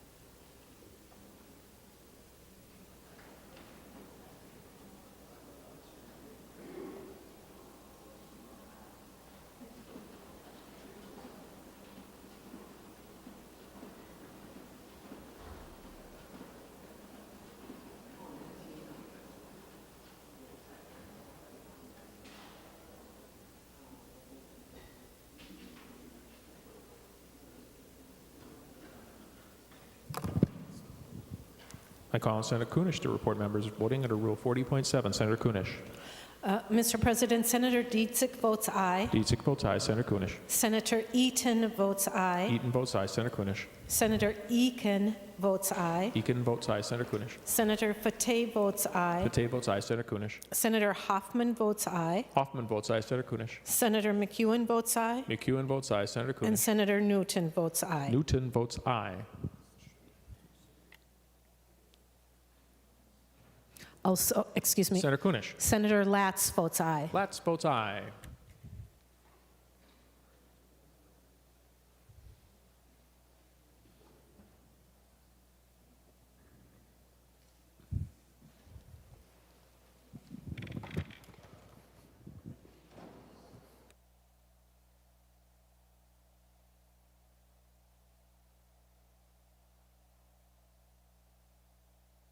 Calling Senator Eichhorn to report members voting under Rule 40.7. Senator Eichhorn. Thank you, Mr. President. I would like to report a yes vote for Senator Anderson. Anderson votes aye. Senator Eichhorn. Senator Coleman votes aye. Coleman votes aye. Senator Eichhorn. Senator Goggin votes aye. Goggin votes aye. Senator Eichhorn. Senator Lang votes aye. Lang votes aye. Senator Eichhorn. Senator Newman votes aye. Newman votes aye. Senator Eichhorn. Senator Tomassoni votes aye. Tomassoni votes aye. Senator Eichhorn. Senator Utke votes aye. Utke votes aye. Senator Eichhorn. Senator Duckworth votes aye. Duckworth votes aye. Senator Eichhorn. Senator Ingebrigtsen votes aye. Ingebrigtsen votes aye. Senator Eichhorn. Senator Weber votes aye. Weber votes aye. Senator Eichhorn. Senator Dornick votes aye. Dornick votes aye. Senator Eichhorn. Senator Johnson votes aye. Johnson votes aye. Senator Eichhorn. Senator Kiffmeyer votes aye. Kiffmeyer votes aye. Senator Eichhorn. Senator Rarick votes aye. Rarick votes aye. Senator Eichhorn. Senator Jasinski votes aye. Jasinski votes aye. Senator Eichhorn. Senator Howe votes aye. Howe votes aye. Senator Eichhorn. Senator Abler votes aye. Abler votes aye. Senator Eichhorn. Senator Senjum votes aye. Senjum votes aye. Senator Eichhorn. Senator Benson votes aye. Benson votes aye. Senator Eichhorn. That is all for the moment. I may have one or two more.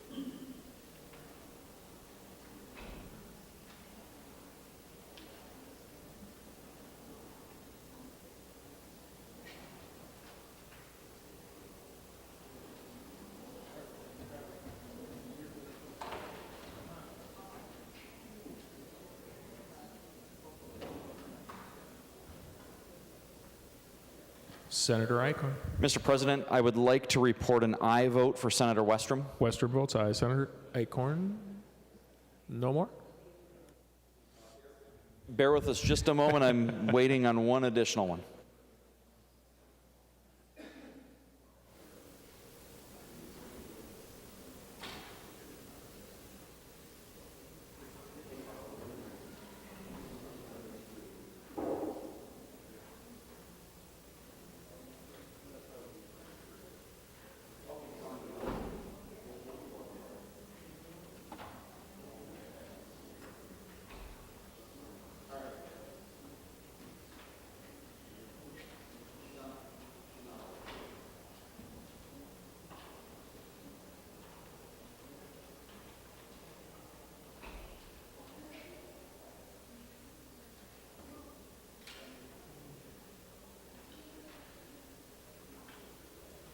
Senator Eichhorn.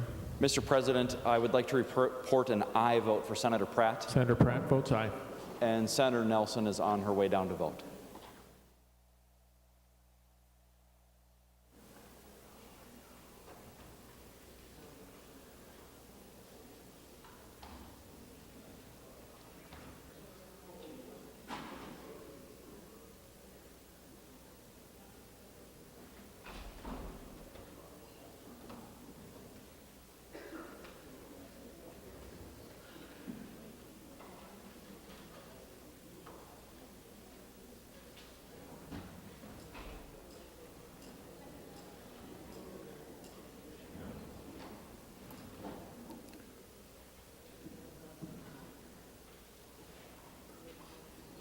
All members having voted with the desire to vote, the Secretary will close the roll. There being 65 ayes and no nays, Senate File 3288.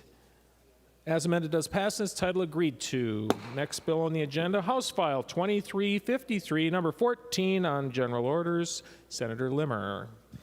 Thank you, Mr. Chairman. Mr. President, House File 2353 is a bill that adds a section to the Minnesota Data Practice Act.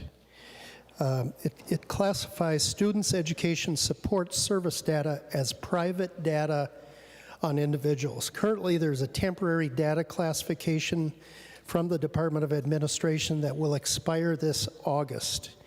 And this bill is meant to make that temporary classification permanent. The bill came from Hennepin County, and it addresses a student services coordination program, which coordinates between schools, child protection services, juvenile probation, county attorneys and public defenders, or other service providers as requested. The purpose of the bill is to not make information about the program unavailable, but instead it's to protect the participants, the students' data privacy. And I'll stand for questions, Mr. President. Amendments and discussion to House File 2353. Senator Matthews. Thank you, Mr. President. I have the A1 amendment. Senator Matthews moves the A1 amendment. The Secretary will report the amendment. Senator Matthews moves to amend House File number 2353 as follows. Page 1 after line 4, insert. This is the A1 amendment. To the A1 amendment, Senator Matthews. Thank you, Mr. President and members. The A1 amendment is the Student Data Privacy Bill, which has been worked on in a bipartisan manner for a long time, over multiple years here. And this is to add increased protections to families and students with their educational data. The amendment basically does two things. The first is that it prohibits technology providers from using educational data for commercial purposes, like marketing or advertising to students or their parents. And it also has a provision to let parents be aware and who they can contact if they have concerns about how the data is being collected through some of these technology educational tools. And the second part of the amendment is a prohibition on monitoring students outside of school hours through the use of school-issued devices. So this has been worked on very heavily. Senator Bigham was the chief author on this bill at first. It went through the civil law and had a very thorough hearing there that was done very well. I've taken over as the chief author and went through the educational committee where we've worked on getting all the stakeholders in agreement with this. And we're offering it to this bill with an agreement from the chief author of the other body for this being the vehicle bill to get this passed into law. So with that, members, I'd urge your support. Senator Bingham. Thank you, Mr. President. I will reiterate, it definitely was thoroughly vetted in Senator Matthews' committee. And I rise in support of this amendment. This bill does represent, as he said, just many years and a culmination of conversations and amendments to address input by students, schools, teachers, tech companies, and just a lot of work, blood, sweat, and tears on this one. And you know, I'm just going to say, not only is the underlying bill a very good bill, this amendment makes that bill better.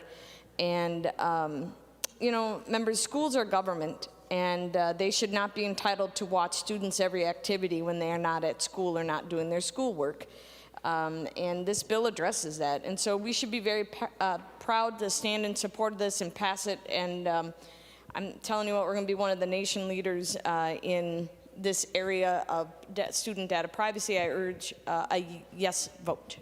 Senator Limmer. Senator Chamberlain. Thank you, Mr. President, members. First, I support the amendment, green vote, but to my colleague, Senator Bingham, it was even more well vetted in Education, Policy, Finance Committee than it was in civil law. So much better vetted there than it was ever in the law. So it was, they worked with the school organizations. It's good. It protects kids and allows the schools to continue to do the work they need to do in the schools with the kids and gives the parents input and insight as well. So good amendment, good work, good thing to do. Thank you. Senator Uyghur. Thank you, Mr. President. I rise in support of the amendment. Thanks, Senator Matthews, for adding me as a co-author, and Senator Bingham for all your work in getting us here as well. And also, Senator Matthews, your partnership with the Civil Liberties Union is encouraging, and the work that has been done to address the significant issue of privacy. One question I did raise in committee was the exemption given to post-secondary institutions like the University of Minnesota and Minnesota State University system. We have students, as you know, in the E12 system that may be taking courses that are post-secondary. I did hear from J.D. Burton at the U of M that they do not issue devices. I did not hear back from the State University system, so it may be something that has to be addressed in the future. I do support it. I do think the penalties are perhaps could be stronger on civil and criminal, but let's see what happens. It is pioneer legislation. Let's get it done and urge support. Thank you. Any further discussion to the A1 amendment? Seeing none, all those in Senator Limmer. Thank you, Mr. Chairman. Or Mr. President, I'm reverting back to my House days. Thank you. Senator Uyghur, you had to bring up that ACLU thing.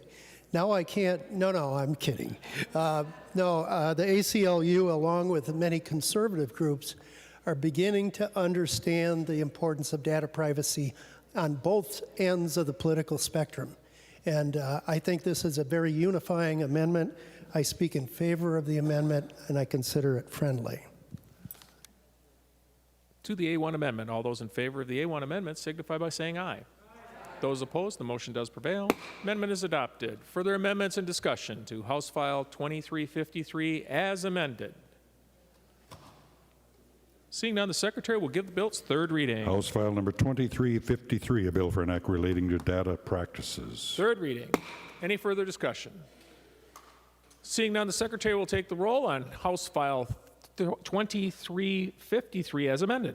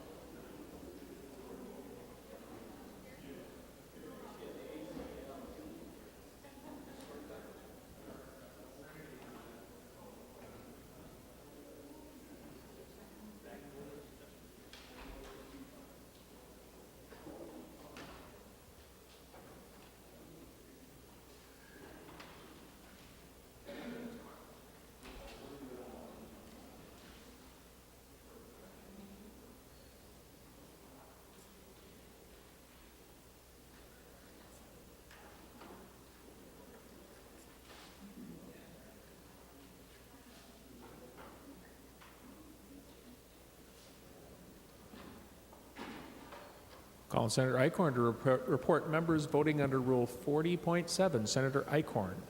Thank you, Mr. President. Senator Anderson votes yes. Anderson votes aye. Senator Eichhorn. Thank you, Mr. President. Senator Coleman votes yes. Coleman votes yes. Senator Eichhorn. Thank you. Senator Goggin votes yes. Goggin votes aye. Senator Eichhorn. Senator Lang votes aye. Lang votes aye. Senator Eichhorn. Senator Newman votes aye. Newman votes aye. Senator Eichhorn. Senator Tomassoni votes aye. Tomassoni votes aye. Senator Eichhorn. Senator Utke votes aye. Utke votes aye. Senator Eichhorn. Senator Ingebrigtsen votes aye. Ingebrigtsen votes aye. Senator Eichhorn. Senator Weber votes aye. Weber votes aye. Senator Eichhorn. Senator Westrom votes aye.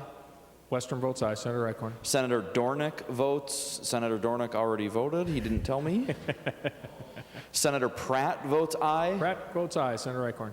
Senator Johnson votes aye. Johnson votes aye. Senator Johnson's already on the board too. All right. Senator Johnson is off there. All right. Senator Kiffmeyer votes aye. She's not on the board. Senator Kiffmeyer votes aye. Perfect. Senator Rarick votes aye. Rarick votes aye. Senator Howe votes aye. Howe votes aye. Senator Eichhorn. Senator Abler votes aye. Abler votes aye. Senator Eichhorn. Senator Senjum votes aye. Senjum votes aye. Senator Eichhorn. Senator Benson votes aye. Benson votes aye. Senator Eichhorn. And finally, Senator Dames votes aye. Dames votes aye.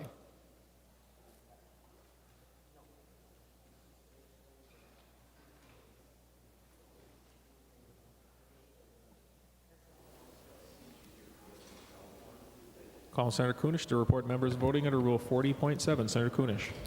Mr. President, Senator Eaton votes aye. Eaton votes aye. Senator Kunish. Senator Eakin votes aye. Eakin votes aye. Senator Kunish. Senator Fateh votes aye. Fateh votes aye. Senator Kunish. Senator Hoffman votes aye. Hoffman votes aye. Senator Kunish. Senator Latz votes aye. Latz votes aye. Senator Kunish. Senator Newton votes aye. Newton votes aye. Senator Kunish.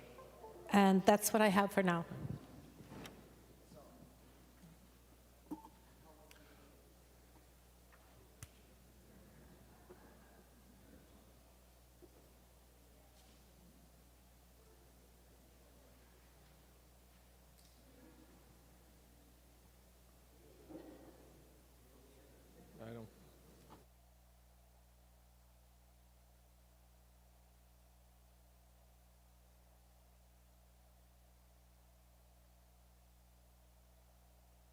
All members having voted with desire to vote, the Secretary will close the roll. There being 64 ayes and no nays, House File 2353 as amended does pass, and its title agreed to.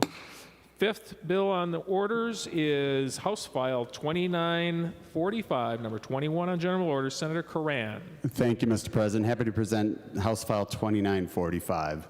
What this bill does is it simplifies the ability to do background checks for cities and counties.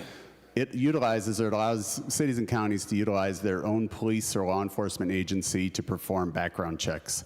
Today, they only have the ability to go through the BCS and pay for those activities or pay for those transactions. They take time and cost money. And what this does is it doesn't change any other statutes.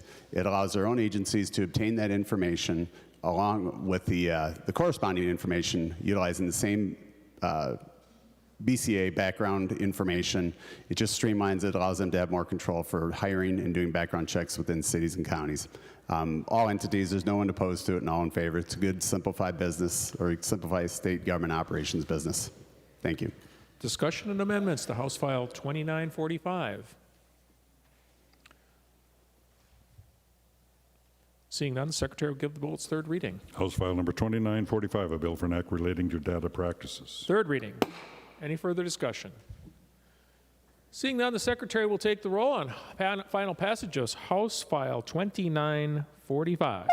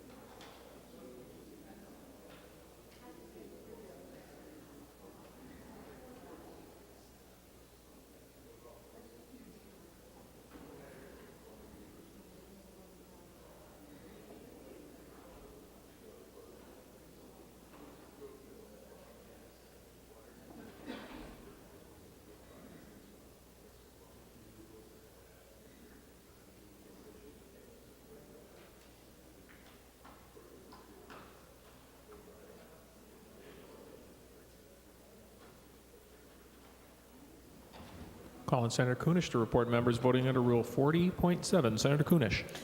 Mr. President, Senator Eaton votes aye. Eaton votes aye. Senator Kunish. Senator Eakin votes aye. Eakin votes aye. Senator Kunish. Senator Fateh votes aye. Fateh votes aye. Senator Kunish. Senator Hoffman votes aye. Hoffman votes aye. Senator Kunish. Senator Latz votes aye. Latz votes aye. Senator Kunish. Senator McEwen votes aye. McEwen votes aye. Senator Kunish. And Senator Newton votes aye. Newton votes aye.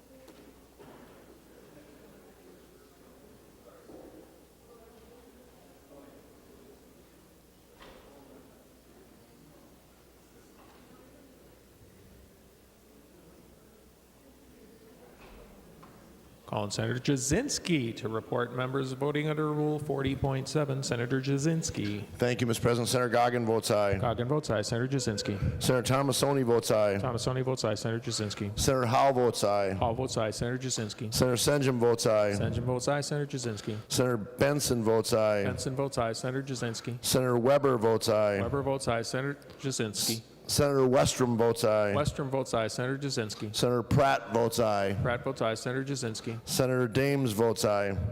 Dames votes aye. Senator Jasinski.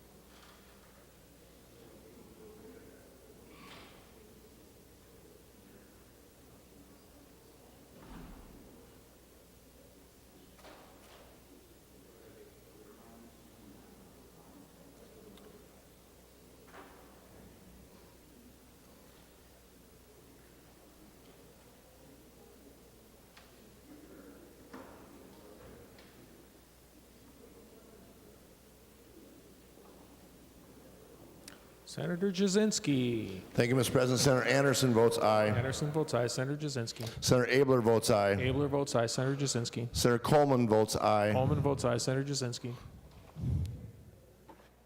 Senator Utke votes aye. Hutke votes aye. Senator Jasinski. Senator Lang votes aye. Lang votes aye. Senator Jasinski.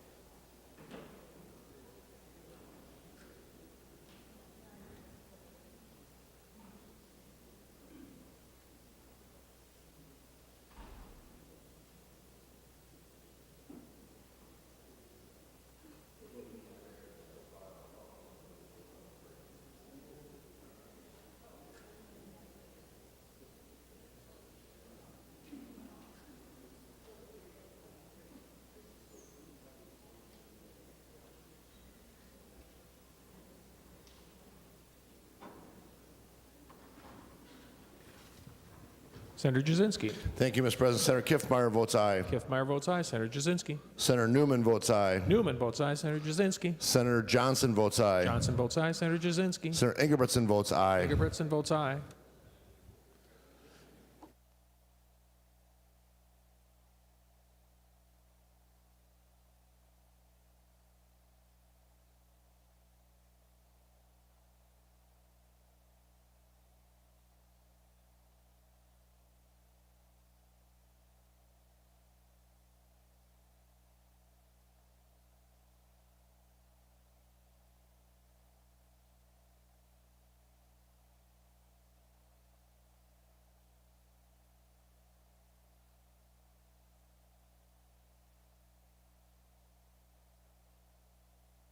All members having voted with the desire to vote, the Secretary will close the roll. There being 64 ayes and no nays, House File 2945 does pass and its title agreed to. Final bill on today's special orders, House File 3834, number 33 in general orders, Senator Wickland.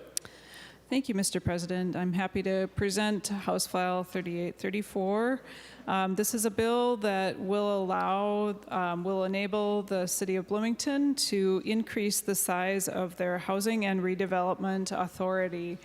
In special legislation that was put in place in 1971, it specifically stated that Bloomington could have 5 members on their Housing and Redevelopment Authority. Other cities have been able to have up to 7 members, but Bloomington could not because of this special legislation that was in place. So this language will just allow the city to follow the same chapter of law, which is Chapter 469, and thus be able to have up to 7 members, just like all other cities. And that's what the bill does, and I hope that I can earn your support. Thank you. Discussion to House File 3834. Seeing none, the Secretary will give the bill its third reading. House File number 3834, a bill for an act relating to local government. Third reading. The Secretary will take the roll in final passage of Senate House File 3834.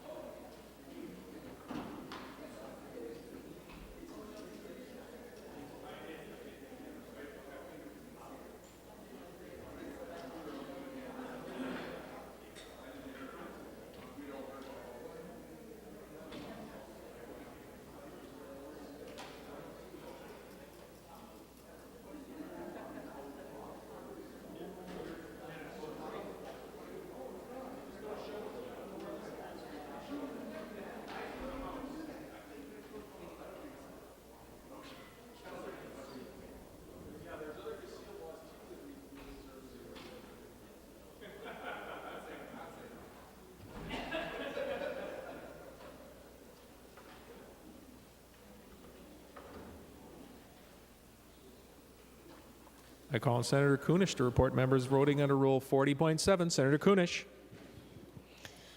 Mr. President, Senator Eaton votes aye. Eaton votes aye. Senator Kunish. Senator Eakin votes aye. Eakin votes aye. Senator Kunish. Senator Fateh votes aye. Fateh votes aye. Senator Kunish. Senator Hoffman votes aye. Hoffman votes aye. Senator Kunish. Senator Latz votes aye. Latz votes aye. Senator Kunish. Senator McEwen votes aye. McEwen votes aye. Senator Kunish. Senator Newton votes aye. Newton votes aye. Senator Kunish. Senator Lopez Franson votes aye. Lopez Franson votes aye. Senator And Kunish. Senator Pappas votes aye. Pappas votes aye.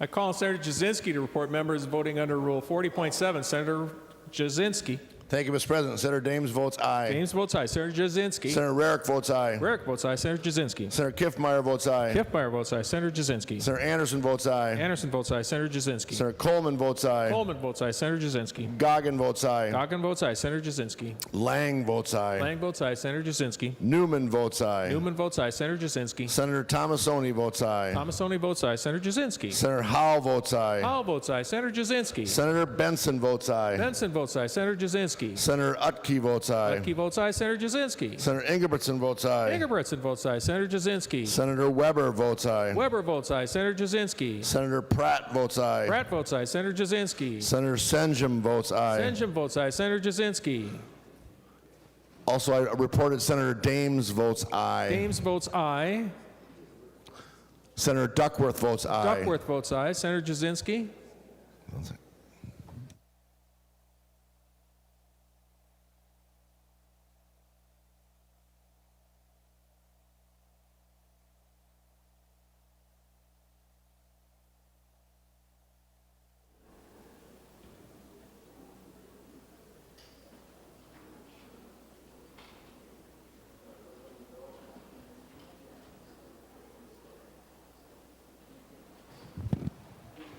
Mr. President, Senator Abler votes aye. Abler votes aye. All members having voted with the desire to vote, the Secretary will close the roll. There being 65 ayes and no nays, House File 3834 does pass. Its title agreed to. Moving to the 13th order of business, announcements of Senate interest. Without objection, the following senators will be excused from today's session. Senator Gazelka all day, Senator Tomasoni 12 noon to 12:50. Additional announcements. Senator Herr. Mr. President, May is Asian Pacific American Heritage Month, and it recognizes the contribution and influence of Asian Americans and Pacific Islanders to the history, culture, and achievement of the United States. Aside from the American Samoan, who has always been here, the first Asians documented in America arrived in 1587. The earliest documentation of Asian in Minnesota was in 1880 when two Chinese descent established the laundry business in St. Paul and Minneapolis. 5 students from China came to Minnesota from other states as foreign exchange students. Mr. President, I'm proud to be a resident of Minnesota, the land of sky blue waters, and the state that welcome and celebrate our diversity. Furthermore, within the month of May, as Asian Pacific American Heritage Month, we passed into law a state holiday, recognize Hmong Special Guerrilla Unit.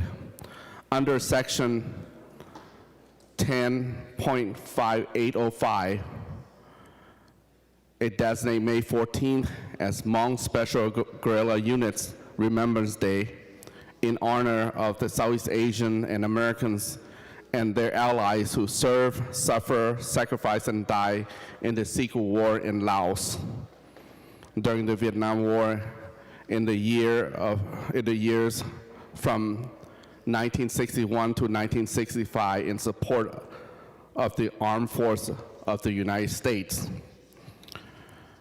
Mr. President and members, I want to announce that the member of Special Guerrilla Units veterans and the Lao Hmong community will hold a commemoration this Saturday, May 14th at 10 a.m.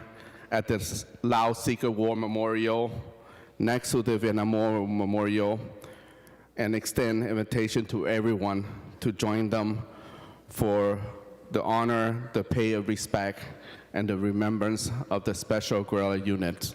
Thank you. Additional announcements? See none. Senator Miller.